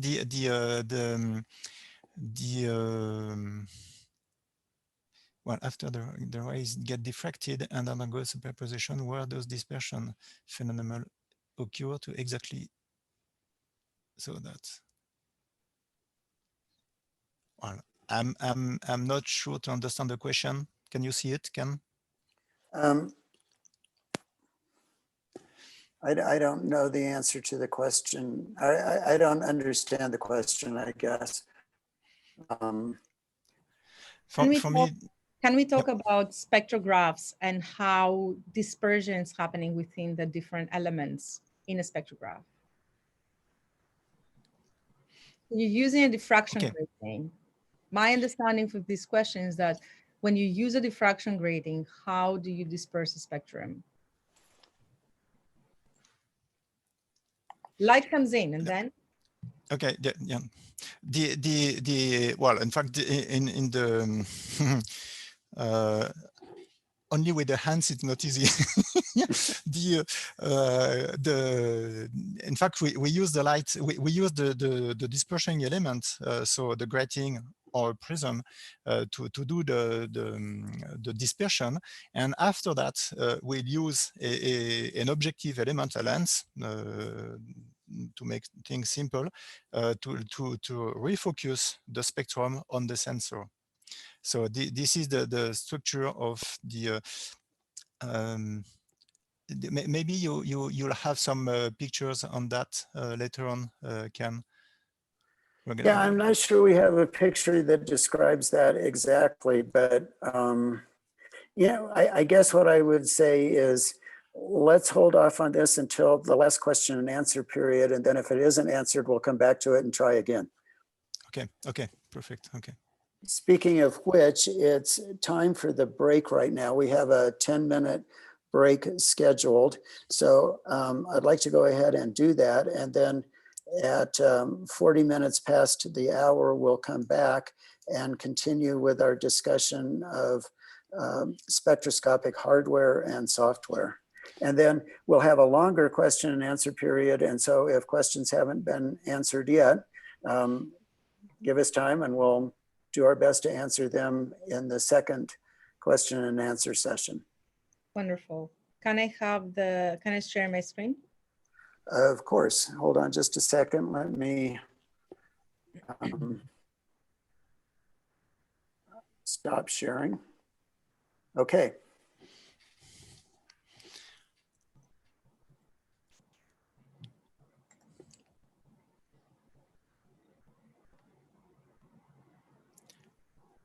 All right, so we'll be back in 9 minutes. See you then. 9 minutes, I like it. Okay. Perfect, okay.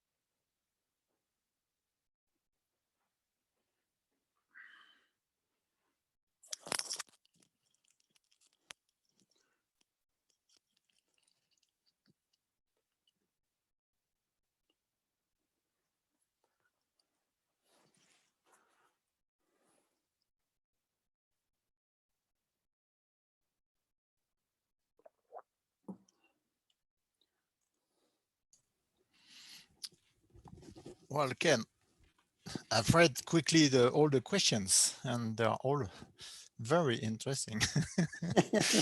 Well, We'll that's good. take some time. Yeah. That's very good.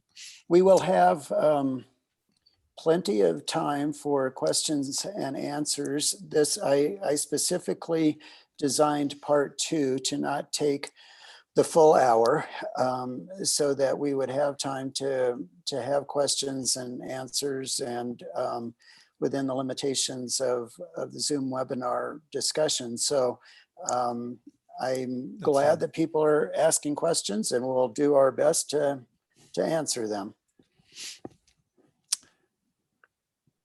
And by the way, we are 112 persons online right now, That's great.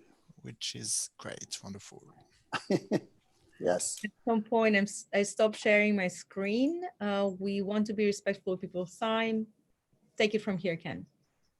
Okay, thank you, Stella. So I'm going to share my screen again. And let me make this full size here. Okay, can people see that? Does it look Yep. okay? That's okay for me. All right, good. So this is part 2. Like I was saying ago, this is designed to not take the full hour, so that we can have time for questions and answers, and do our best to answer all of the questions. So we're at the part of the presentation now where we're going to talk about hardware and software, which I think some people think is the most fun part. And I'm excited about it. So let's start with hardware. My first point here is that you are going to need more than a spectroscope. You may not need as much as this, but you're going to need more than a spectroscope. This is an example of one of the new UVEX prototypes from Olivier Gard. And in this image, we can identify quite a bit of hardware. There's a mount with a telescope on it. There is an electric focuser. There's the spectroscope itself, which is the UVEX. The UVEX is connected to an ALPI guide module, and it's also connected to an ALPI calibration module. And there are 2 cameras in this picture, one for the science data and one for guiding. So we're looking at quite a bit of equipment here. Now, I don't want to leave you with the impression that you have to have a setup like this. You don't, and you can start spectroscopy simply and inexpensively. And we'll talk about some of that in a little bit. And there are presentations next weekend that talk about that as well. But my point here is I'm going to be talking about spectroscopes mostly, but there is other hardware that you need to consider. And just like anything else, in my opinion, anyway, I mean, people can disagree, but in my opinion with astronomy, the main thing that you need if you're using a telescope is a good mount. You just can't get away from that. And the better the mount, the better your life will be, in my opinion. Everything will be simpler. Everything will be more fun. So with that, let's take a look at what would be your easiest entry into spectroscopy in terms of hardware, which is a star analyzer.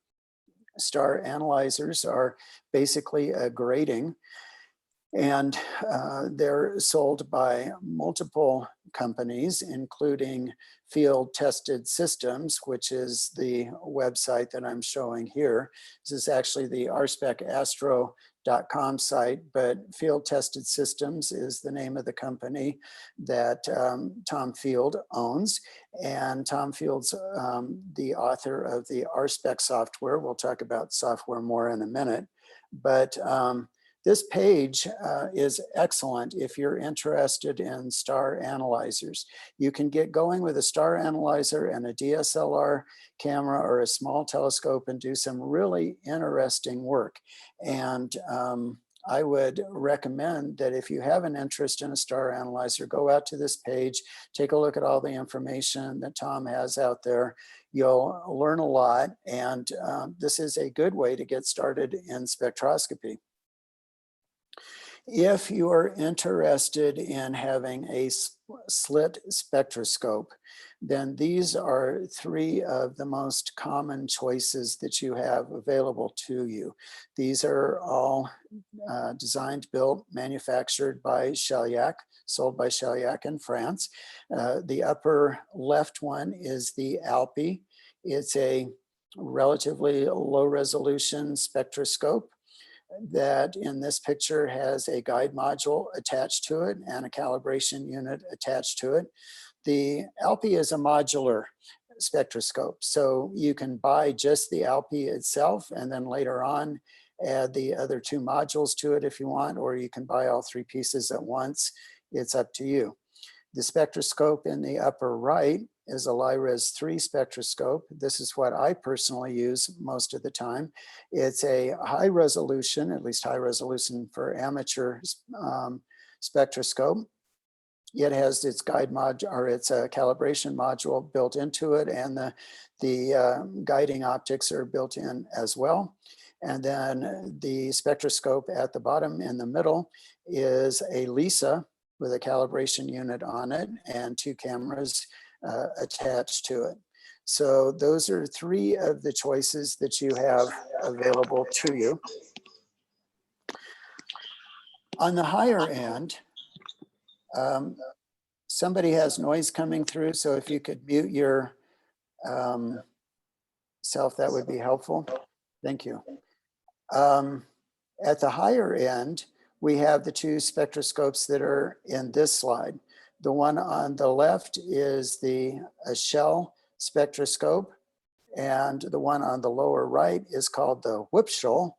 And the Whipshell is designed for telescopes that are 1 meter and greater in size, I believe. Francois can correct me if I'm wrong, but as you can see, this piece of equipment takes up an entire table, and it would be attached to the telescope via fiber optics. So let me just back up here a second and say this. With regard to the star analyzer, Tom Field will be giving two presentations that might be relevant to you next weekend, one on the star analyzer itself and one presentation on RSpec. So we do have presentations if you want to get more information on the star analyzer.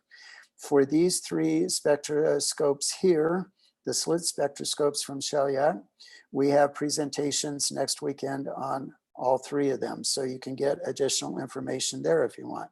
And on this slide here, the Echelle, we have a presentation by Olivier Thizzy next weekend talking about the Echelle.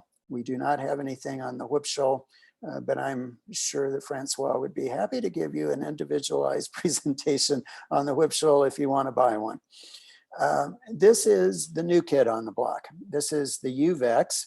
It's not available in production yet, although you do have the option to build one on your own.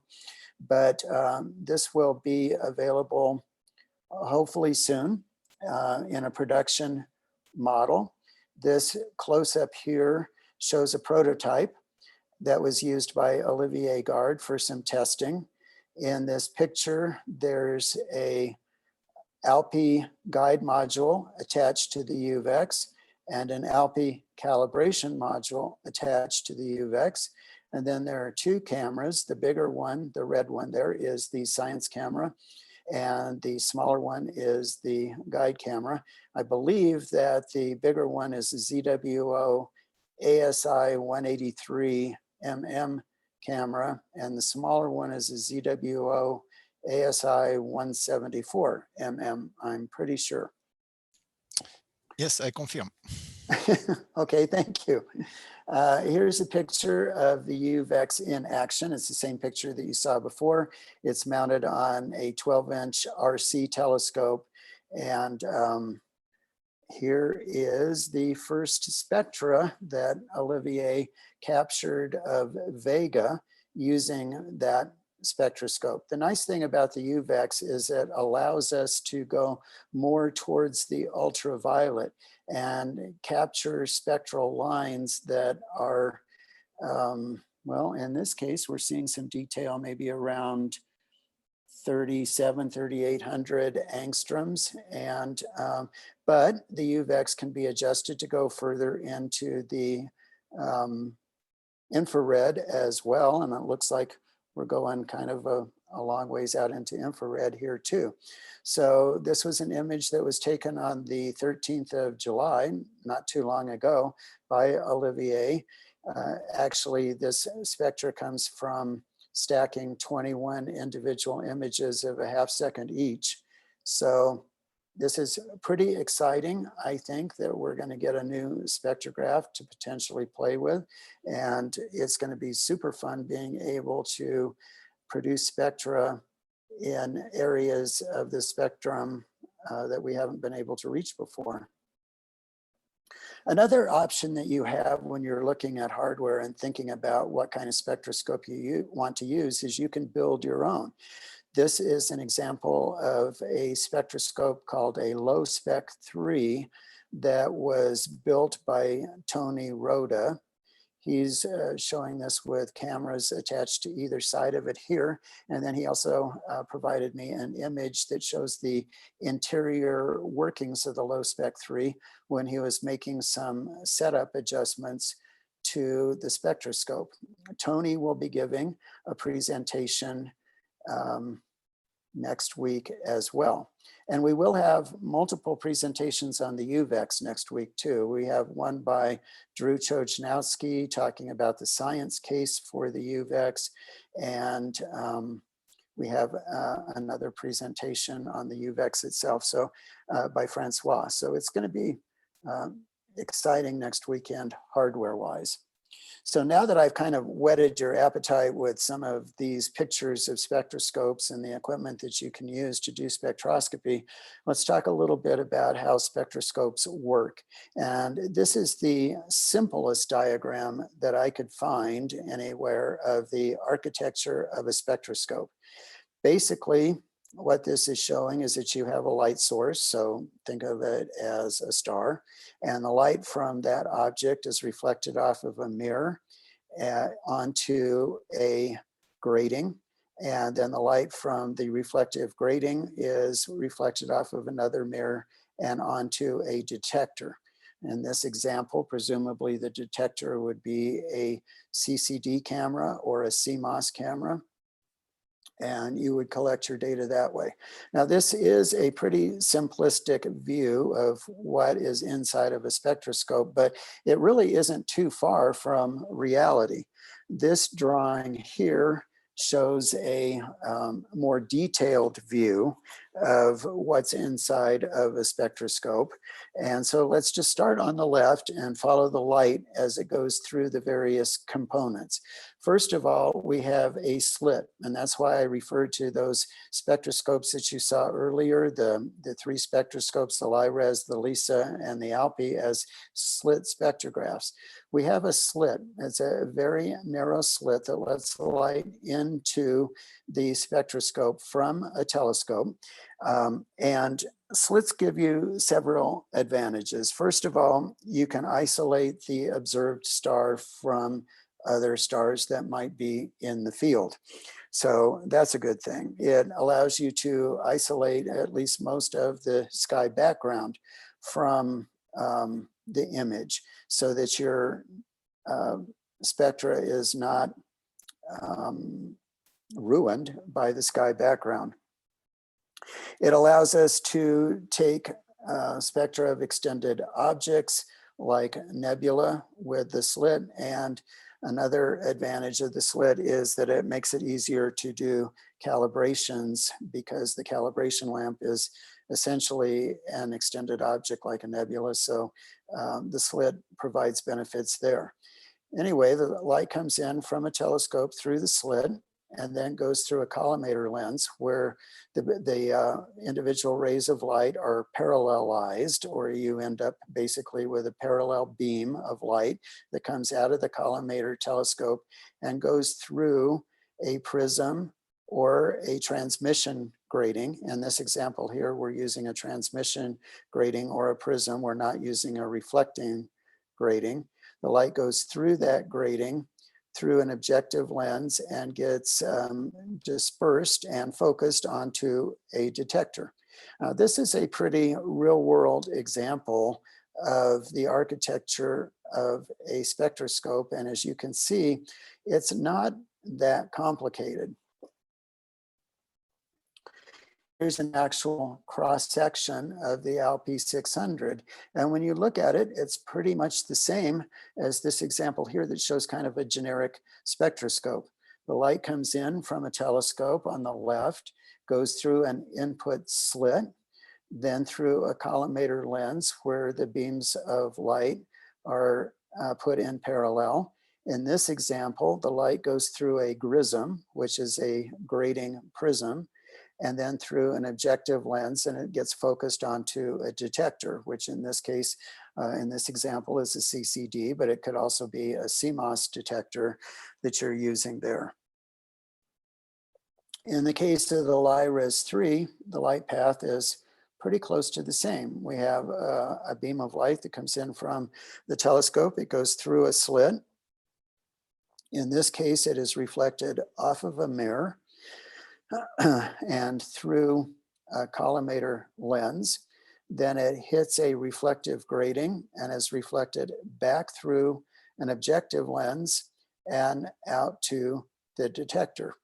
It's pretty cool how these spectroscopes work. In this example, we're not showing the light path, but there is a guiding capability with a LIRES 3. So some of the light would be reflected off of the slit. It's a slit mirror. So some of the light would be reflected off of it and off of a little mirror that you kind of see above it, and then through the port on the left there to go to a guiding camera. So the architecture of these objects is pretty simple and pretty straightforward. Now, you're going to need to deal with guiding. We've been looking at slit spectroscopes here in these examples, and these slits are small. On my LIRES 3, I have a slit that is 23 microns in width. That's really little, and in order to get everything to work correctly, I have to take the light of a star and put it on that slit and keep it on that slit. Now, even if you have a great mount, and I like to think I have a great mount, it won't be good enough to hold a star on the slit a few microns wide for the entire exposure time. It's just not going to happen. And an external guide scope isn't going to be good enough either. So the solution, if you're using one of these spectroscopes, is to have a guiding system in your spectroscope, or a guiding system that you attach to your spectroscope, like the guiding module that you have with an ALPI. So the key here is to get an image of the focal plane before the light enters the slit, which is why we're using a mirrored slit.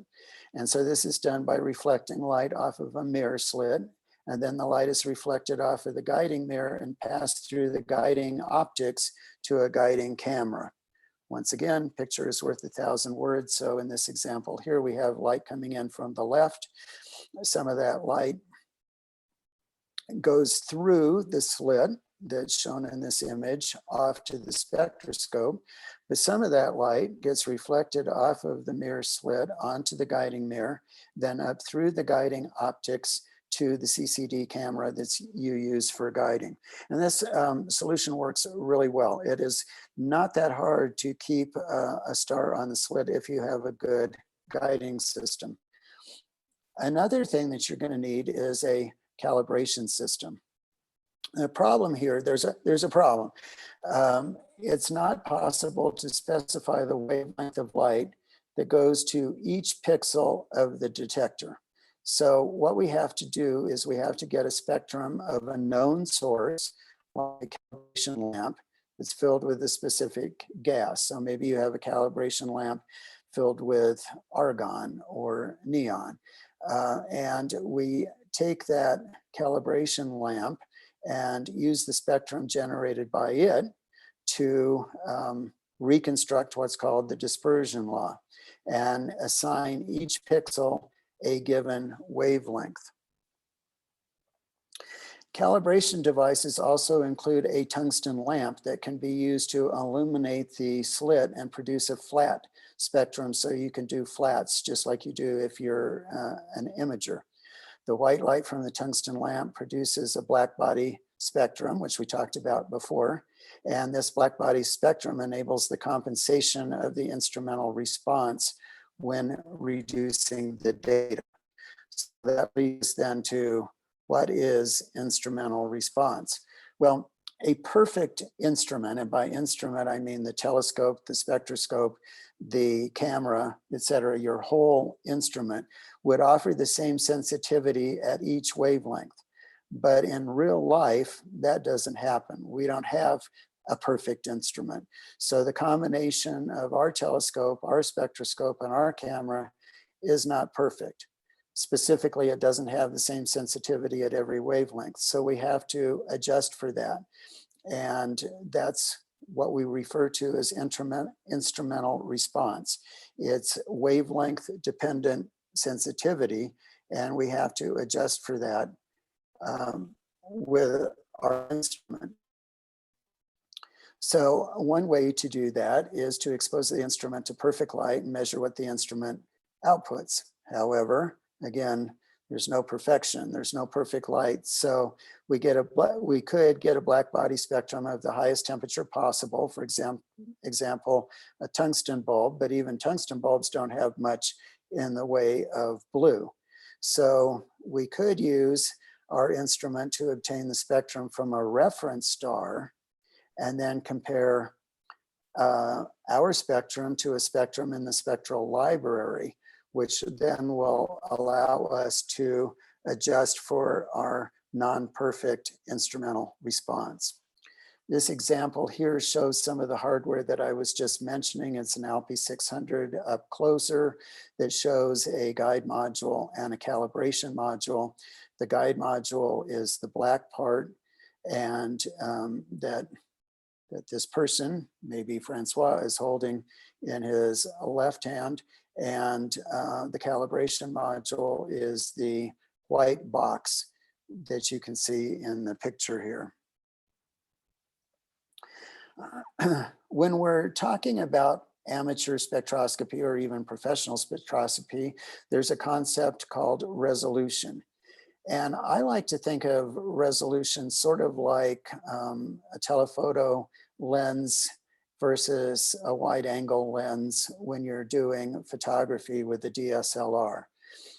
A low resolution spectroscope will allow you to see pretty much the whole visible spectrum in one spectra, which is pretty cool. But a high resolution spectrum or a high resolution spectroscope will allow you to produce a high resolution spectrum, which is sort of like using a telephoto lens. It allows you to zoom in on a portion of the spectrum. So I've got some numbers that I wrote down here. An ALPI covers a domain of about 350 nanometers. So for example, about 400 to 750 nanometers can be covered in an ALPI spectra. And you can look at details in an ALPI spectra as small as about 1 nanometer. Whereas if you're using a low-res spectroscope, for example, now you're only looking at a domain of 10 nanometers versus the 350 that you have in an ALPI. But on the positive side, you can access details down to 0.03 nanometers. So you can look at a lot more detail in the spectra. There are some side effects of this though. If you think about astro imaging, and if any of you are imagers, you'll be familiar with what I'm talking about. With astro imaging, all of the light from a star is focused on a few pixels of the camera. But with spectroscopy, we're spreading the light from one star out, meaning each pixel has less light. And the higher the resolution, the less light each pixel receives. So for example, with a low resolution spectroscope, we can access magnitude 10 to 12 with a few minutes of exposure time. Whereas if we're using a high resolution spectroscope, we may require an hour for a star of magnitude 7 to 8. So there's trade-offs here between these. And when you're starting in spectroscopy, or even when you've been doing it for a while, you always have an issue, which is better, high resolution or low resolution? And the answer is, there is no ideal or perfect spectroscope. The best choice for you depends on your scientific program and your own research interests. So you need to decide what kind of program you want to do, your own observing program, and what kind of science you want to be involved in. Now, I will say this, low resolution spectroscopes allow you to observe fainter objects, and they have the advantage that you can observe more objects each night because your exposure time is less with a low resolution spectroscope. But on the other hand, high resolution spectroscopes allow you to see finer details in a spectrum. When you're thinking about this, I put together a couple resources in this slide that you might find useful to consult. The first is I would call it a manual, but it's an observer's guide by Francois Cochard that was done for OHP in 2013 of low resolution spectroscopy projects that you could do. And it's at the URL that is here, which is kind of long for you to write down right now, but remember this presentation will be available to you, so you can access this slide later on. And that's a very useful resource. It's excellent.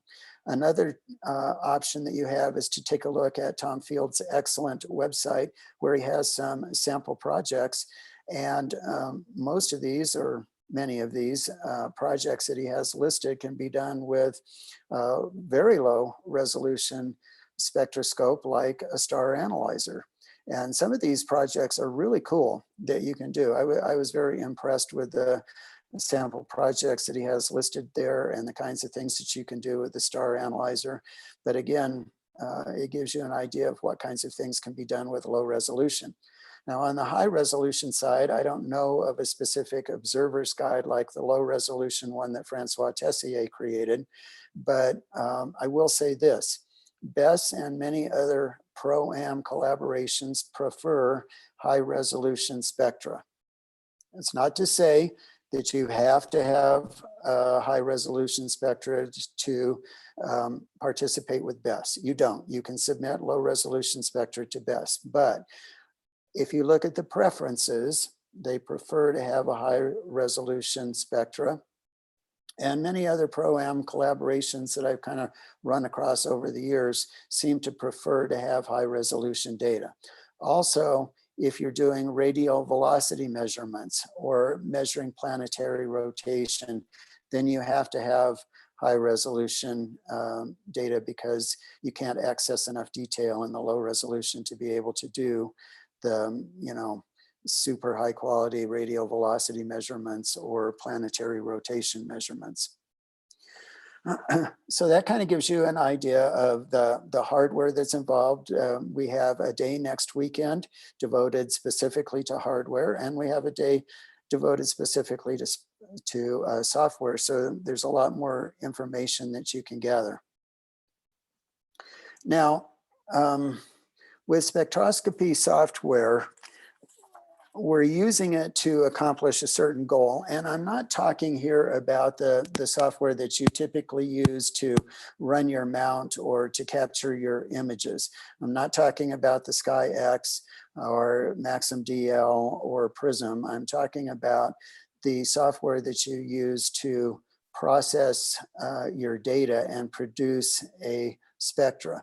And our goal here is to take the raw data and produce a 1D spectral distribution. which then raises the question, what is a 1D spectral distribution? And this would be an example. This is the spectrum of Vega from Olivier Gard that I showed you earlier using the prototype UVEX on a RC 12-inch telescope. So what we've got is this 1D spectra, and this is our goal. So how do we accomplish the goal of producing that spectra? Well, it's a process called data reduction. And I'll be honest with you, when I first started with spectroscopy, people would refer to data reduction and I didn't know what they meant. I didn't know what data reduction was. And so I've got some information here that hopefully will help those of you who are in the same boat now that I was then of not really understanding data reduction. First of all is a definition. Data reduction is the transformation of numerical or alphabetical digital information derived empirically or experimentally into a corrected, ordered, and simplified form. The basic concept is the reduction of multitudinous amounts of data down to the meaningful parts.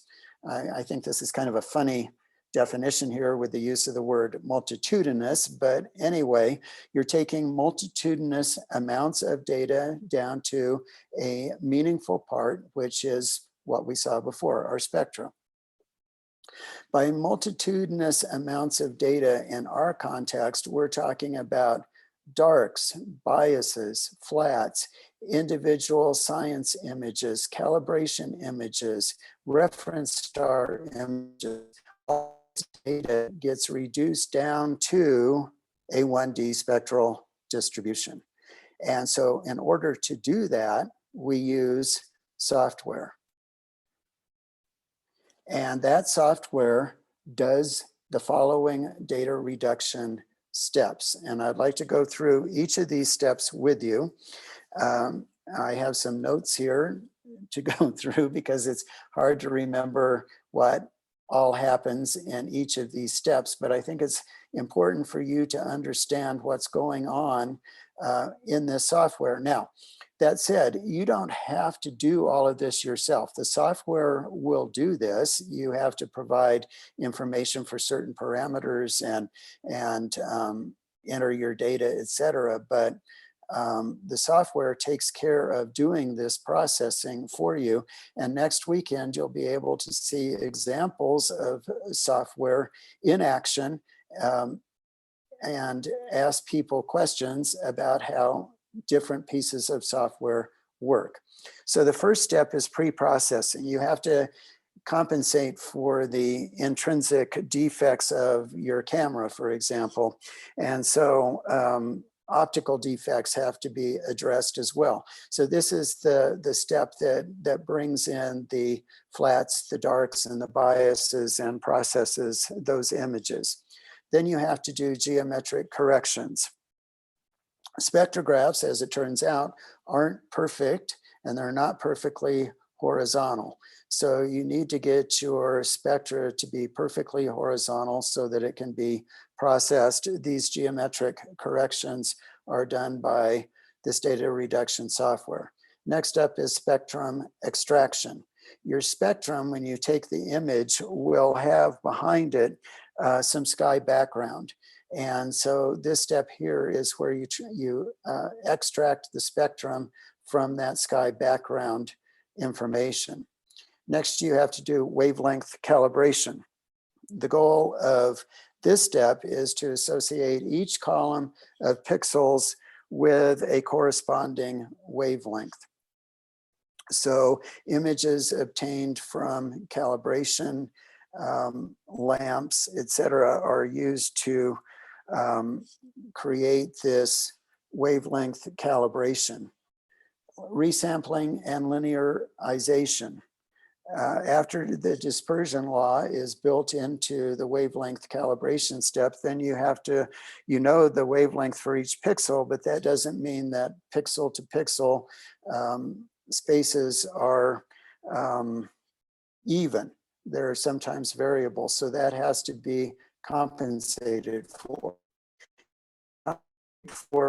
instrumental and atmospheric effects. Atmospheric effects would be things like the thickness of the atmosphere or humidity or smog, etc. And we already talked about instrumental response and how instruments are not perfect. So the instrumental and atmospheric effects have to be compensated for. And then there's scaling.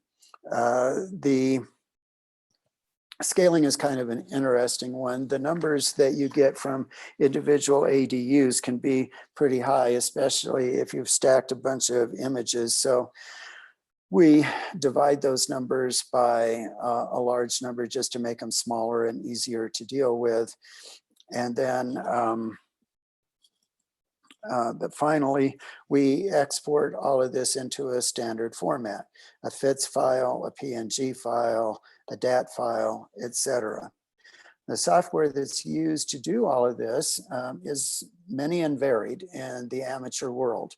ISIS is certainly a piece of software that's used by many people. Demetra is a relatively new program created by Shellyak. It's very nice, but it doesn't work for spectra from all spectroscopes. So there is some research that needs to be done there. RSpec is a product from Tom Field and Field Tested Systems, used by many people. It's really nice. Many good things to say about RSpec, and Tom Field will be doing a presentation about RSpec next weekend. BAS is another program used by a lot of people in England. I don't know a whole lot about it, but it does seem to be popular. I do know they have a good manual, and that's important. I don't know much about SPC, Audace, and Adla or Adela. I don't know about them, but I know they exist. It might be something that you would want to look at. There is a separate sub-forum on the ERAS forum devoted to SPC Audace, so you might want to take a look there for additional information. You can write your own data reduction software using Python or MATLAB, and that's something that many people are interested in. We have a presentation next week from David Whalen talking about using Python and writing your own data reduction software. There are a couple of other programs as well. Visual Spec is a spectral analysis program written by Valerie Desno. It's widely used by amateurs for doing spectral analysis. It's very, very good. And then there's Plot Spectra for plotting. So I would recommend that you take a look at all of these. ISIS is certainly used by a lot of amateurs and can be used to do data reduction with all of the spectrographs that I know of. So there's a lot of good choices out here. I would investigate all of them. All of them have websites that you can go to and learn more, and go to the presentations next weekend for the ones that you think you might be interested in. Now, somebody asked earlier about learning more. Well, the first way that I would suggest that you learn more about spectroscopy is with this book. I think it's easily the best book on getting started with astronomical spectroscopy. You saw this presentation had quite a few quotes from the book. It's got a lot of excellent illustrations in it. It's really well done. It's available in both French and English, maybe other languages, I'm not sure, but I would highly recommend it, and Francois did just an outstanding job. There are other books as well that are available. The first couple on this list are more astrophysics books that might be interested in those of you asking some of the tough astrophysics questions. There's a couple of books by Ken Harrison, one of them about grading spectroscopes and how to use them, that I definitely would recommend you take a look at if you're interested in the star analyzer. There's some additional books that are listed below, including the wonderful Spectral Atlas for Amateur Astronomers by Richard Walker, as well as the Spectroscopy for Amateur Astronomers by Richard Walker.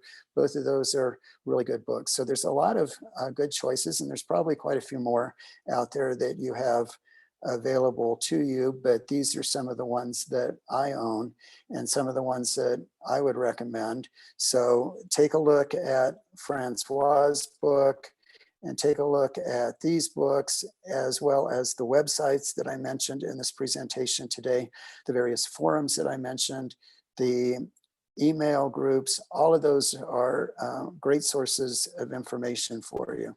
And that then leads us to the next question and answer session. Wow, thank you very much, Ken. Well, that's very good. We had a few more questions, and well, I didn't answer to most of the new questions to keep them for the discussion now. So we start from the beginning if you're okay in the Sure. question list. Yeah. Yes. Okay. So the question from Kate, does this mean it was for the previous presentation. Does this mean that when emission lines are larger, the shell is hotter, and when they are smaller, the shell is cooler? Clearly, the answer is yes. In fact, if in few words, if the light were if there were no movement of the source, the light, the emission or absorption line will be infinitely thin, and it will be just one very punctual emission. In fact, there are many reasons or several reasons to give some speed to the material, to the material that emits light, and especially you can have the movement of the star. So when the star is rotated, then you have some Doppler effect on parts of the light, so it makes the line wider, and then when the faster the star rotates, the wider is the line, absorption or emission again. Also you can have just the temperature. Temperature means very high activity of the atoms, and then all the atoms are moving very fast from each other, and then this gives also some enlargement of the lines. So the temperature is also a good reason to have some to enlarge the lines. And well, maybe Stella, you want to add something? No, this is actually a good representation of what makes this line broadening prominent. We're going to talk a little bit about that next week as well. Okay, perfect. Okay, thank you. Next question, or Ken, is that okay? We'll continue? Yeah, that's fine. Yeah? Okay. I'll jump in if I have something to say. The next question from Patrick. Air mass is a factor in astronomical photometry. However, as I follow spectroscopy forum, air mass is seldom mentioned. However, in this explanation, you mentioned that absorption lines are produced by passing through cooler gas. So does our atmosphere affect the spectra? Well, for sure, the answer is yes. As I told you, the light, a lot of things happens to the light from its emission from the star to your telescope. And one of the last material that has to be crushed is the atmosphere. So and this have an impact. So the first impact is that we can see some absorption lines clearly that we call the telluric lines, mainly in the red part of the spectrum, and they affect so we have some absorption lines due to the atmosphere. And the other point also is that the atmosphere makes has a major effect on on the whole spectrum, because the absorption of the atmosphere is not the same in all wavelengths. So really this makes a major change of the whole continuum of the spectrum, well, due to its own material. And when we say that we have to correct the instrument from to correct the spectra from the instrumental effect. In fact, this is really from the instrumental and atmospherical effect, because the other point is that this atmosphere really depends on the condition of observation. In your own sky, if you do an observation today and you do the same observation the day after or in 1 week from now, then the atmosphere may have changed. So this is why we have, if you need to have a very well corrected spectrum, depending on what you are looking for, then you may have to redo reference star observations quite often to correct this. Again, it depends on what you are looking for. If you just want to see if one line is an emission or absorption, you don't really care about this parameter. Ken, again, Ken?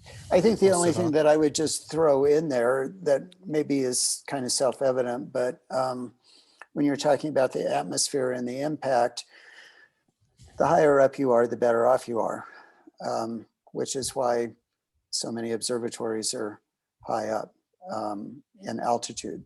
So it's more difficult if you're at sea level than if you're at 10,000 feet or 3,000 meters. So it's just something to think about for those people out there who are planning on building an observatory somewhere. There is another effect that we can mention here, is that if you look at the zenith, so to the top of the sky, then the atmosphere thickness is lower than if you look at the horizon. And on top of that, in the horizon, you will have a chromatic effect of the atmosphere. In fact, the atmosphere works like a prism. And then you on the horizon, you will not see exactly a point, but you will see a small spectrum.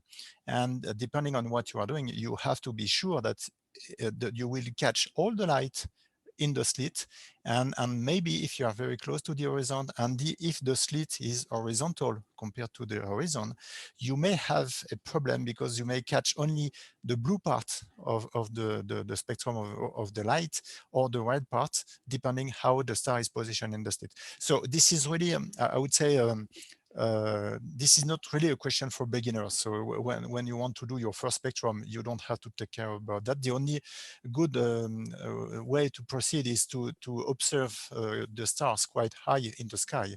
But if you have to observe, well, when you have an event in the sky, you cannot choose if it will be at the zenith or on the horizon. And if you have to observe to the horizon, then you may have to be careful with this phenomenon. Yes, that's a good point. Joe Daglin and myself, I mentioned Joe at the beginning of this presentation, and one of the things that we always try to do when we're observing is observe high in the sky, never go too low in the sky. Sometimes you don't have a choice. We had a situation where we were working with a professional who wanted some spectra, and the star in question was kind of low in the sky, and so there wasn't much that we could do other than do our best. But if you have a choice of objects to observe, you're usually better off trying to be observing something that's high in the sky rather than something that's close to the horizon, if you can. Okay, next one. From Phil. Okay, so I understand both emission and absorption and what causes it. Why the level, why then when you show spectra of the gamma gas, for instance, we mostly see emission and not absorption, and vice versa. In your chart of both, you explain the cooler gas around the star will cause absorption. Then how do you get spectra or just the gas to see emission? well, when we look at the gamma CAS spectrum, in fact, this is we have both absorption and emission. Well, it happens that it occurs that the BE stars are at the beginning are B stars, so I mean hot stars, and the hot stars are only few absorption lines, but they are very deep, and this is all what as you explained, Ken, this is all the Balmer lines, so the hydrogen lines. And so in this kind of spectrum, you have deep absorption lines, but only few absorption lines. If you have a cooler star, you will have a lot of different absorptions. So, well, thank you to share your screen. And this is the spectrum of gamma CAS. So in this case, you can see that you have huge emission lines for H alpha and H beta in this case, but you can also see, well, smaller in this case, but they are really present. You can see a lot of different absorption lines in the sky. And by the way, if you look at the top right, at the right end of the spectrum around the 7K angstroms, then you can see the absorption lines from the atmosphere, from the Earth atmosphere. Okay, so this is what exactly, where is the cursor? Thank you, Ken. Okay, so you really can see both at the same time, and really again think that if you have an emission lines, it means that some phenomenon is emitting lights, so it creates lights. And if you have an absorption line, it means that the light came through something that made an absorption. Okay, so the two phenomena are not the same, but both are mixed in the same spectrum. I hope this answer. Any comment, Ken? No, that was good. Okay, so James said then attenuation and change to light. So I think it is okay. It was just a complement to what we said before, I think. So Gregory, so absorption lines are caused by photons exiting electrons to higher energy level, but the electrons is soon re-emitted. Yes, so it is corrected. Is it correct that the absorption lines are not refilled by these emitted photons due to random motion of the atom before re-emissions? So this is a very good point, and I think you are perfectly true. The point is that when the light when you excite the photons, yes, they will come back to the reference level very soon after that, but not necessarily in the same direction. Okay, and so you are right. It comes back to its basic level quite in a very, very short time after the emission, after the transition. And really, it's important to understand that the direction is not the same. So it means that, and it can be random. The direction is random. So it means that if you look the star from through the gas cloud, then you will see the absorption lines, but the energy that has been removed from the spectrum is re-emitted in other direction, and this is what makes the emission spectra in the other direction. Okay, so we can see it in the diagram that you have shown, Ken, that explain this. So there is really a conservation of the total energy, okay, of the light emitted at the beginning, but in a given, if you look through the cloud, the material cloud, then you can see some absorption, and the emissions are in other directions. I'm not sure I'm very clear, but yeah, I think it's a hard thing to explain, but I think the key was the word random. When it returns to its energy level, the photons are emitted in a random direction, which is what's causing those dark lines, because it's not coming back in the same direction necessarily. Yeah. So that's the key thing there, I think. And by the way, also, so in the direction of the star through the cloud, then you have a deep absorption, because almost no light can go through this cloud at a given wavelength from the material of the cloud. But so you have a deep and very visible absorption lines. But since the re-emission can be in any direction, in a given direction, different from looking through the cloud, then the emission will be very low and much lower than the absorptions, because the quantity that is catch from the light is spread out in all directions around the cloud. Okay. Mhm. The questions from James Lee, do the different wavelengths of the continuum come from a very different depths in the star?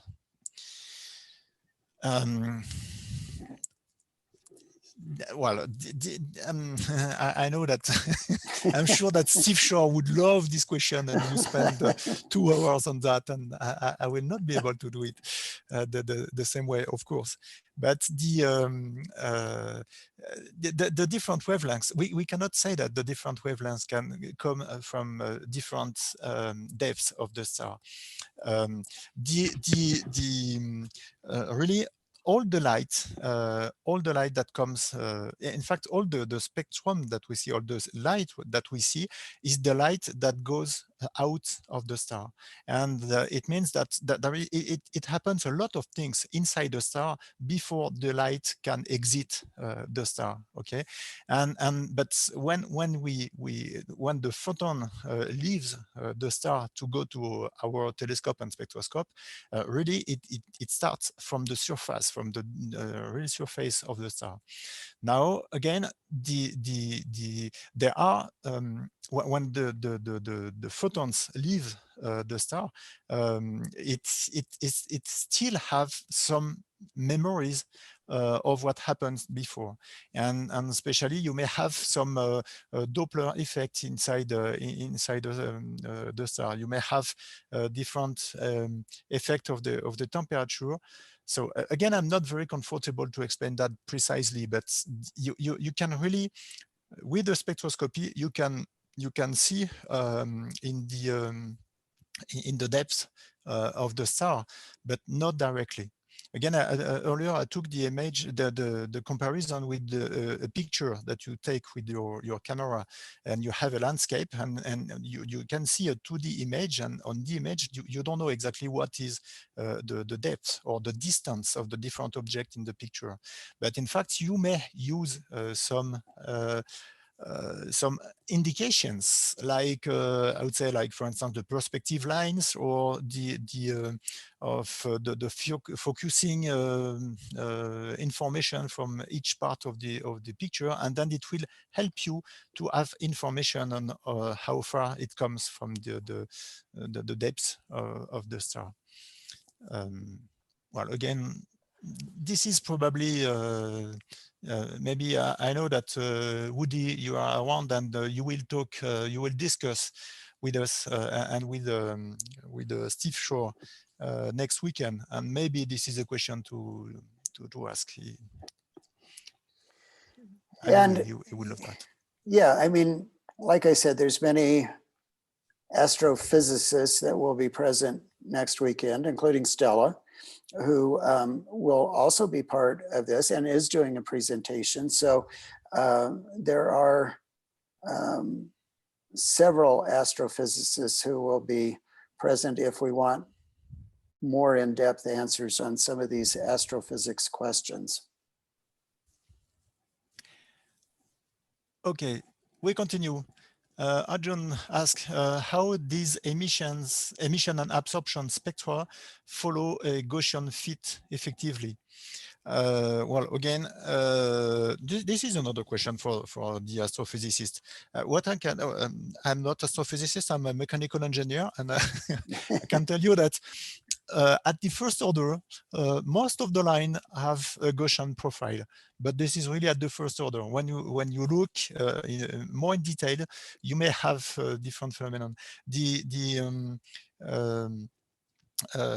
may have different phenomena that create a line, a absorption or emission line, and very often just by observing the actual profile and the actual shape of an emission and absorption line, you do get a lot of information.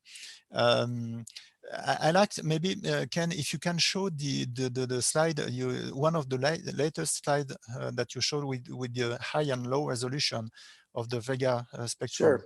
Okay, so we can see especially the H alpha profile in a high resolution. And this is just to give you a quick illustration of in this spectrum, so the bottom one, thank you, Ken, the bottom one in high resolution, if you look in detail to this profile, in fact, this is an addition of at least two, I mean, really the profile. I'm not looking at the emission absorption lines beside the H alpha. But if you look at the H alpha, you have two different profiles. You have one, I would say, wide profile, and then at one moment you have like there is like a cut, and there is a different shape, and the central part of the absorption line is much thinner. I don't know if you can see it, but this is really, for me, again, I'm not an astrophysicist, but as an engineer, I see that there is a mix of two different profiles. And this, well, this is very simple to say, well, if there are two different profiles, there is very probably behind two different phenomena. And the two different phenomena, for instance, I don't know if this is the case for this star, for Vega, but it could be, for instance, there is one phenomenon which is the atoms activity due to the temperature, and the other one which is the rotation of the star, and both will not, so both will make a Doppler effect, but both, depending on the way it works, are not given the same profile. And again, at the end, you only have the addition of the different profiles. Is that okay? That's okay. Stella, did you have anything to add to that? No, we can talk about line profile shapes for, it can be a lecture by itself. The bottom line is exactly what Francois said. There are different effects that are taking place in line profiles. Not all of them are just one Gaussian or one shape. And the structure in those line profiles gives us information on where these different components are coming from, broadening effects, all kinds of stuff. So when you're looking at your line profiles, please do not expect them to be Gaussian. Just reduce your data and have them as they are. There is valuable information there.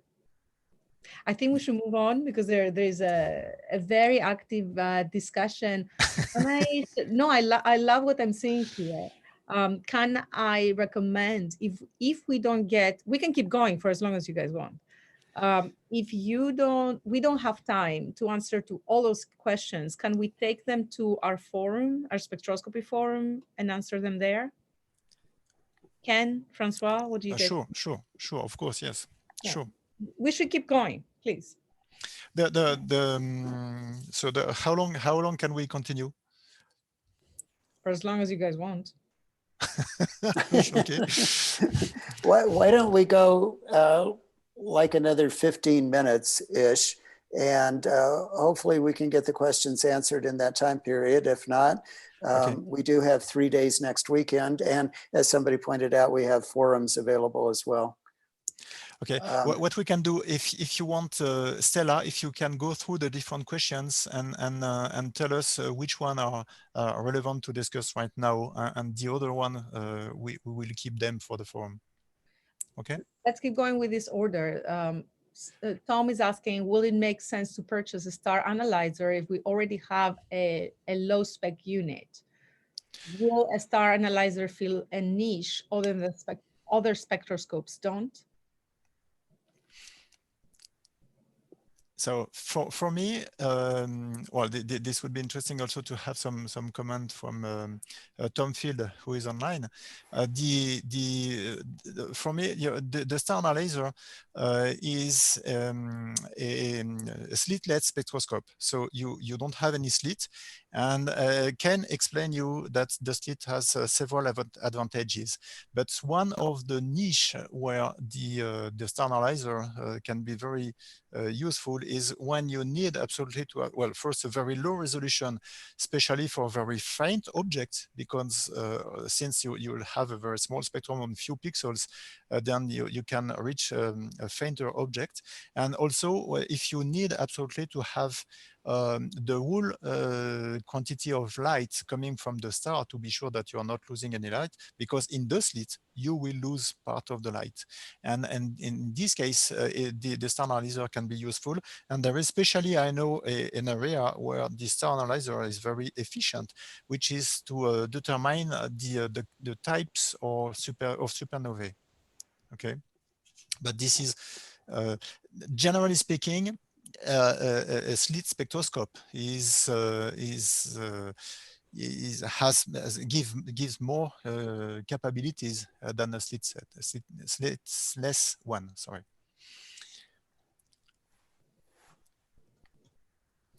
I'll just throw in there that I think that Tom Field's website that I referenced in one of the slides talking about projects that you can do had some really interesting projects that you could do with a star analyzer.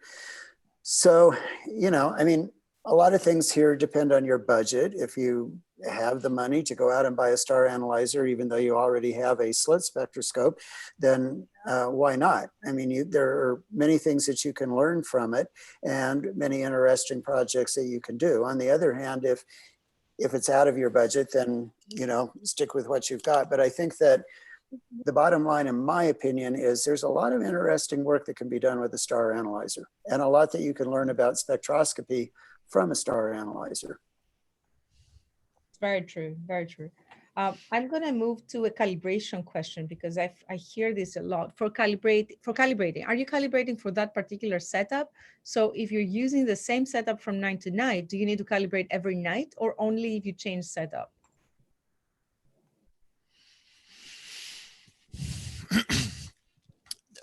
And for me, it all depends on what you are looking for and on which instrument which instrument you are using, which spectroscope and at which resolution you are using.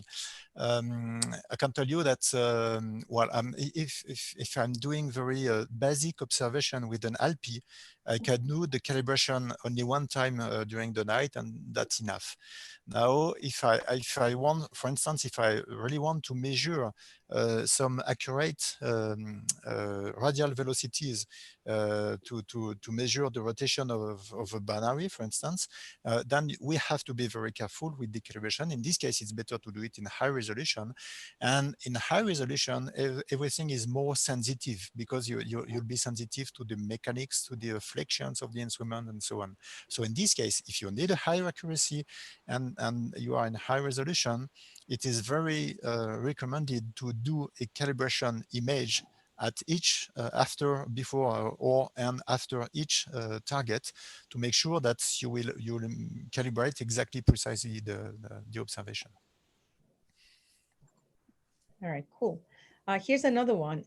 Is one spectral distribution the same with normalization? If so, what is the purpose of doing this?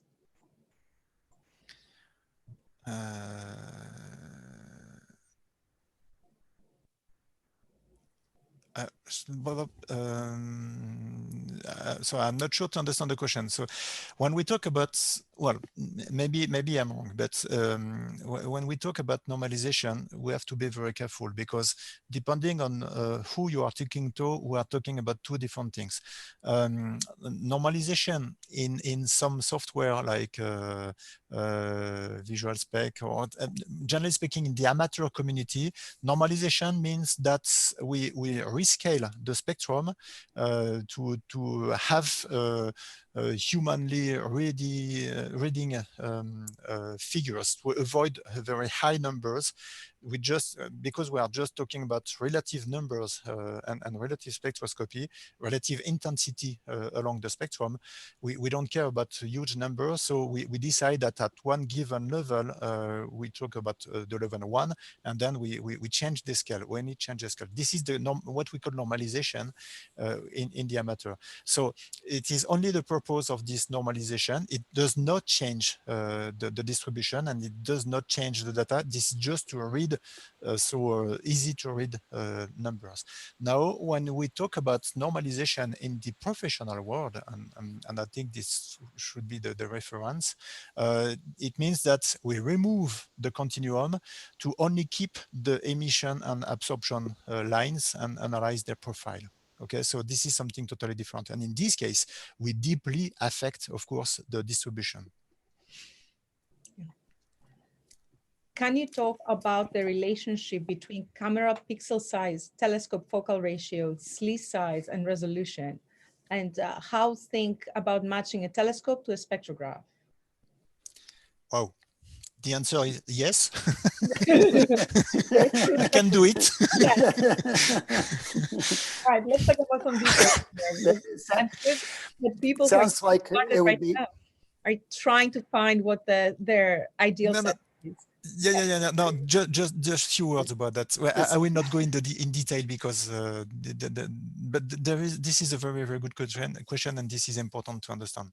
Something which is important for me right now is to say, when you start in spectroscopy, don't be too nervous about optimizing your instruments. Take the telescope you have, take the camera you have, and take your first spectra, and this is the best way to learn, even if it is not optimized. So if it is not optimized, maybe you will require to observe, I don't know, to expose for 10 seconds on bright objects instead of 0.1 seconds, for instance. But we don't really care at the beginning. Okay. Now, if you want to build your instrument, if you want to select the right telescope to instrument and so on, then it's worthwhile to have a deep look at how is the best match from the spectroscope and the telescope, from the slit size and the camera pixel size, from the slit size and also the telescope size and so on. But so in this case, you have a lot of websites to explain that, and again, I have a full picture chapter in my book about that. But again, if you begin, if you just want to jump into spectroscopy, please don't be too nervous about that.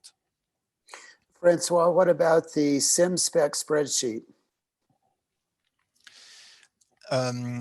Well, so SimSpec's spreadsheet, this is an Excel spreadsheet, which is a kind of standard spreadsheet to calculate all the parameters of a spectroscope. I didn't use it for a long time. I know that several versions exist, and several, well, this has an historic. For me, so first, it works very well, so you can use it to make your own calculation and see what is the best combination. My personal feeling, because I spend a lot of time designing spectroscopes and working on the design, is that I think there is no ideal tool. You can never calculate any tool, any spectroscope with this tool. So there is always one moment where you have to go deep in the equations and adapt that to your instrument. So, but this is my feeling, and I'm not probably the right person to talk This about this. suggestion came from Tony Rhoda, and he was referring specifically to the 4.3 version of the spreadsheet. So I'm not that familiar with it either, and certainly not familiar with the various versions, but it is something that people might want to investigate and take a look at. The SimSpec spreadsheet, as well as version 4.3 specifically, I guess. This is Thank you, Tom, Tony. if I could add one quick thing. Oh, sure. And in my talk next weekend on the Star Analyzer for people who are just getting started, I'll be talking about it. There's a very easy online calculator that Robin Ledbeater and I developed that will help you mount your Star Analyzer to match closely to your camera and your telescope. It's very easy to use. So when you get into more advanced devices, then Transpec and some of the other tools come into play. I agree with Francois, and that is that early on when we're just getting started, it's good not to make too much of all the careful optimization that gets done as we get more and more sophisticated. And the calculator will show you how to do that. I'll discuss that next weekend. Thank you, Tom. You're welcome. And by the way, if you like mathematics, you can calculate by yourself. This is not that complex. In fact, we are not talking about quantum physics. It's just a very basic geometrical law. Yeah, so I suspect that many of those questions are going to be answered over the next weekend, over the next 3 days of a workshop. But let's keep going. Jay points out that I noticed on the spectroscope slides that the attached CCD cameras are quite small. I have a fairly high grade but physically large CCD camera. It's an Apogee Aspen. Am I going to have problems attaching a larger CCD to spectroscopes like the Alpi or L Hi-Res? Well, there are many several ways to answer this question. First, you have to look at the mechanical attachment, and depending on the instrument, you may have some constraints of the back focus of the camera. For instance, the Lyris, you can have quite large back focus up to I think 45 millimeter by memory, where in the Alpi you need to have a quite short back focus between 10 and 20 millimeters. So the back focus is the distance between the front face of the camera and the CCD or CMOS sensor. Okay, and this must be this must match to the to your spectroscope. Now so you have this the mechanical problem, the mechanical way to attach it, and also the optical the optical way. The point is that every spectroscope is optimized for a physical length on the CCD where the spectrum can be used properly. And for instance, in the Lyris tree, if you use a wide CCD wide sensor, you will have a wide spectrum, of course, and of course it is better to have a wide wavelength coverage. But be careful, because the quality of the spectrum on the ends of the spectrum will not be that good, and not as good as in the center. So at some points, it's not very useful to have a large sensor. Now, as you mentioned, Ken, we are working on the UVEX instrument, which is a new instrument, which is fully achromatic, and we'll show next week that in this case, it's we can use a much wider sensor, and we can go up to 20 millimeter long spectrum, and its quality is very stable all along this length of 20 millimeter. That really opens new windows to our observations.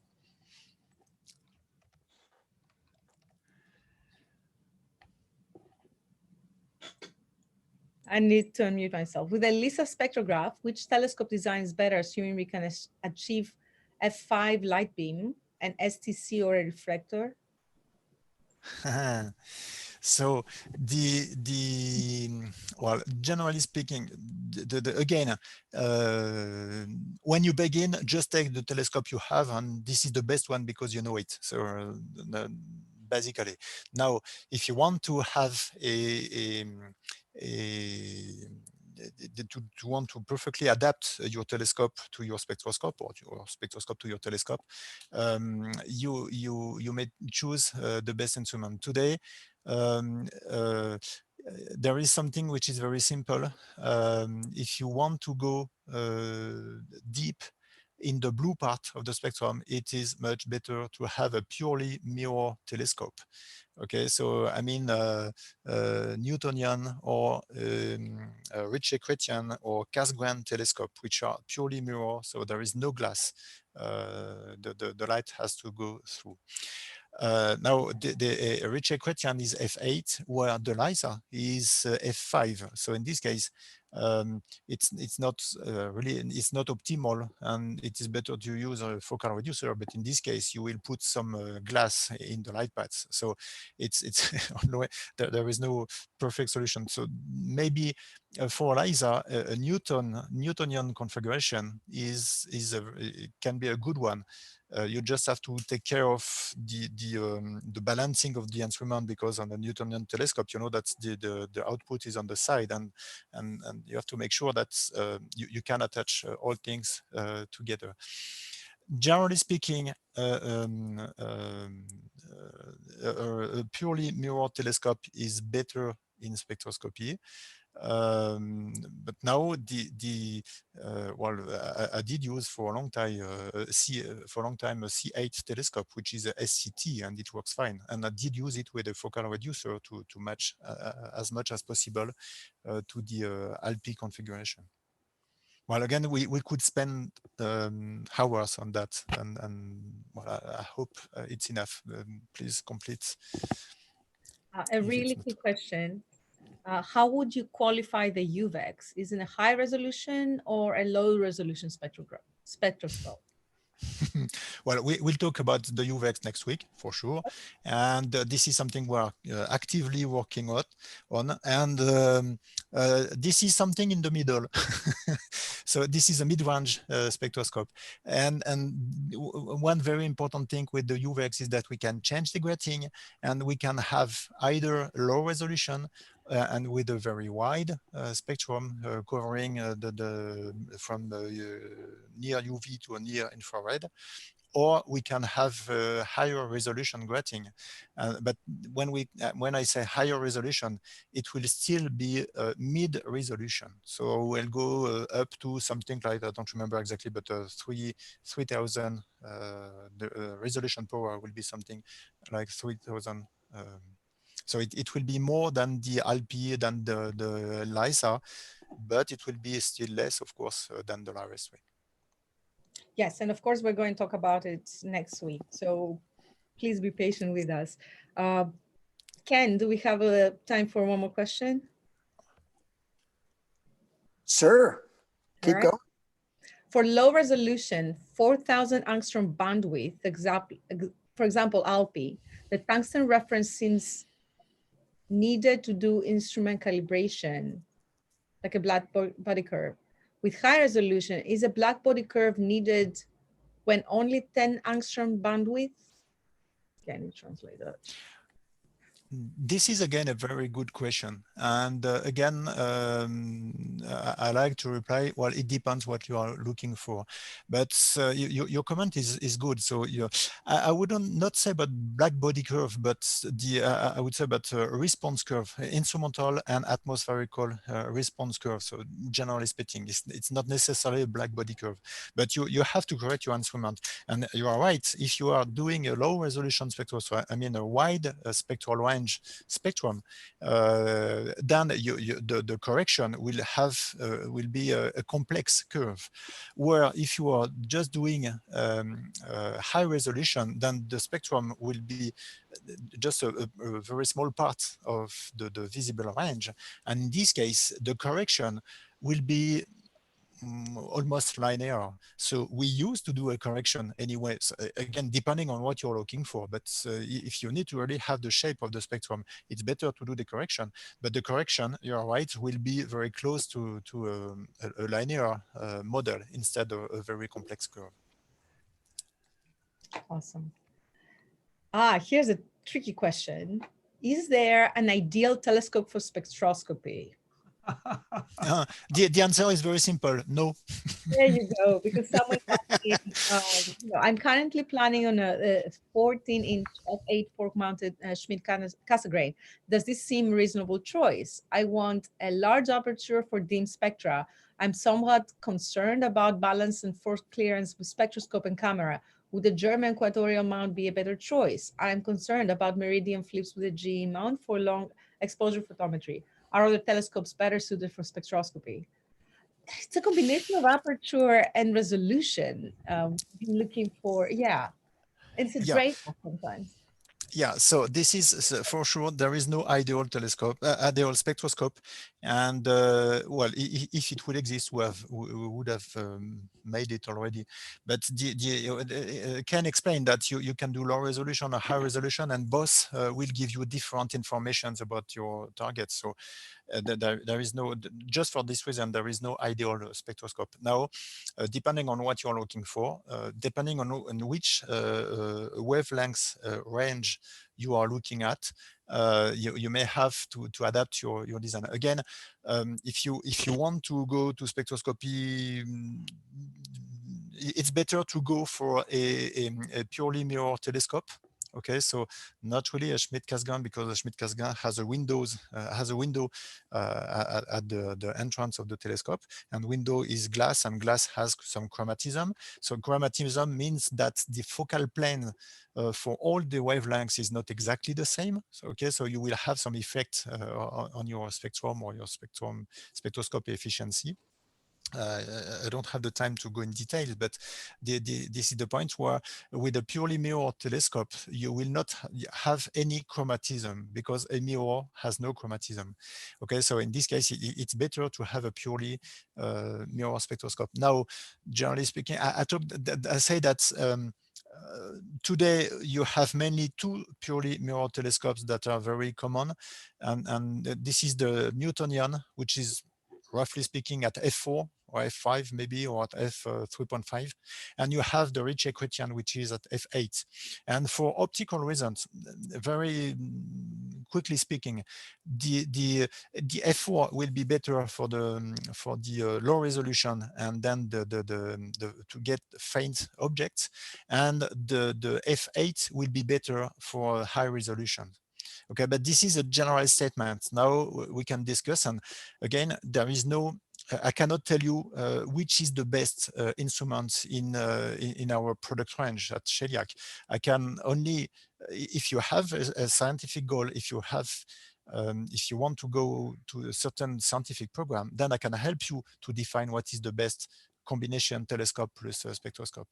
In your case, for instance, you want a large aperture, Patrick, for dim spectra. Okay, perfect. Are you talking about low resolution or high resolution? If you really want to go to dim faint targets, then low resolution will be better, because as Ken explained, you will have more light per pixel, and so if you can afford to have low resolution, go with the low resolution, and then probably maybe a Newtonian. But I repeat, if you already have your Schmidt-Cassegrain, keep it, please, and work with that. Awesome. Why are we seeing continuum? Because microscopically, it is only emission in atoms which are discrete. Well, I love this question, and I'm not able to answer it. This is a very complex question. Of course, if the light comes only from emission and from the activity of the atoms, we should have only emission lines coming from the different atoms that makes the star. But there are other phenomena, and I know that historically this phenomenon that goes to the Planck's law. So I'm not able to answer. This is really a question for the astrophysicist, or maybe Stella. Huh? Well, yes, it has to do with the dual nature actually of light, right? It's not just a just a particle, but it's also a wave. But it is a larger question. So let us leave it for next time we discuss and move to the last two questions of the day. And again, Woody, if you are online, and maybe you can ask this question to Steve next week. I'm sure he can spend 2 hours on this. Yes. 2 hours on this. Okay. So the Christian is asking, what is the recommended wavelength calibration for low spec and high spec calibration module or reference star, similar altitude of the target star? What do you recommend? Again, it depends what you are looking for. It's I have always the same answer, but for me, it is so easy and so practical to do the calibration with the calibration module that for me you can make it automatically. You can do the calibration automatically quickly with the Metra software, which is the one I know the best. And this is really the point. Now, there is one limit with the calibration module. I'm talking about the ALPI system. I guess this is what you are talking about. I'm not sure. The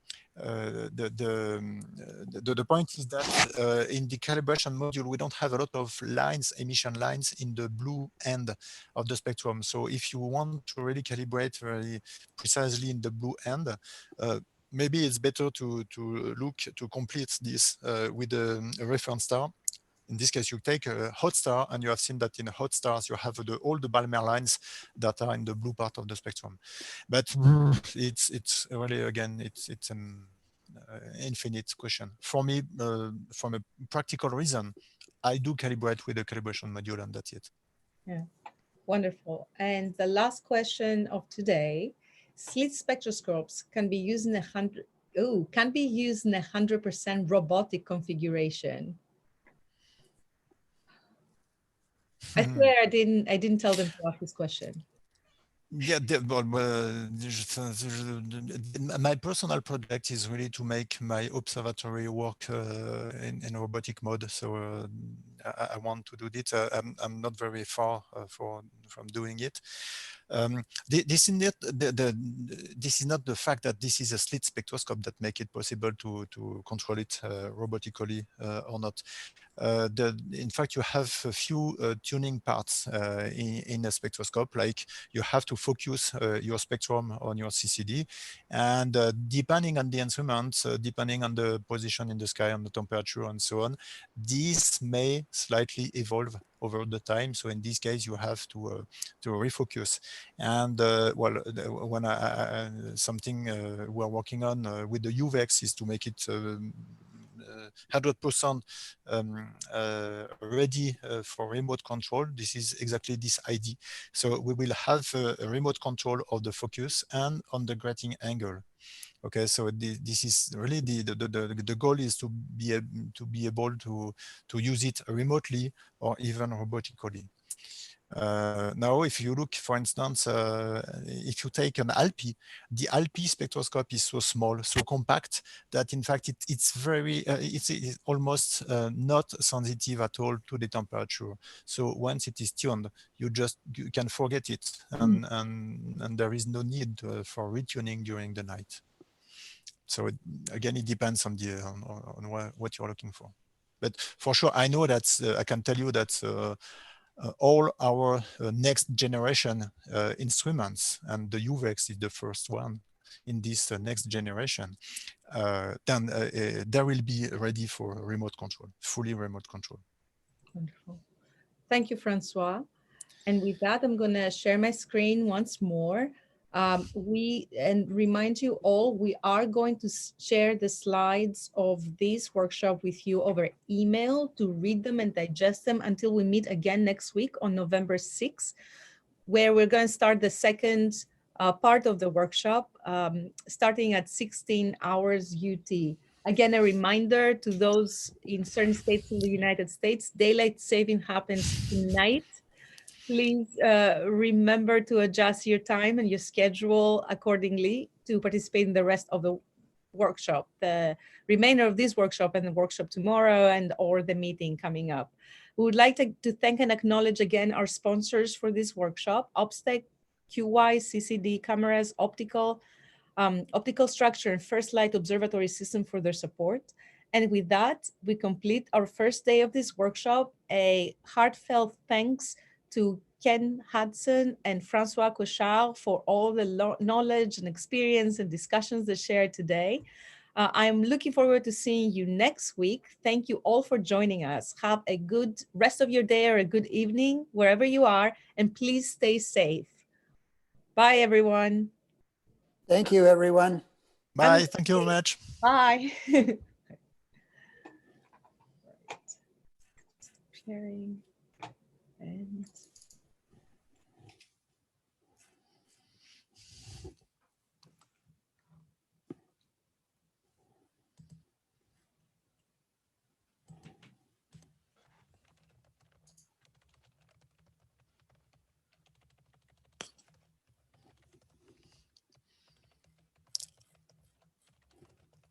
Oh, I can. You are still there? I am see. still here. Tom, you are still here also? Yes. Yeah, wonderful. Thank you for being there and participate. Well, thank you guys. I know it's a lot of work. I think it went really well. Wonderful. Well, good. We're looking forward to your presentations next week very much. I think those will go well too. I know, Tom, that you are a very good presenter. You Very kind you are a of you. model for me.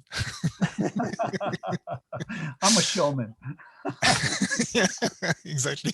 Circus clown. But that's okay. We need clowns. Well, listen, guys, thank you for doing all this. I think it's a great introduction, and this is really going to be an exciting series of webinars, I think. So Well, you're welcome. good. Have a great week, and boy, next week the world may be very different. We hope. Oh, sure. Yeah. What are you talking about? Yeah, that's for sure. We'll see. Okay. Yeah. We'll see. Yes. Yes, exactly. See you guys later. I cannot do anything for you guys. Yeah, we wish you could. Have a good Okay. week, you guys. Bye. Thank you. Bye bye. Goodbye.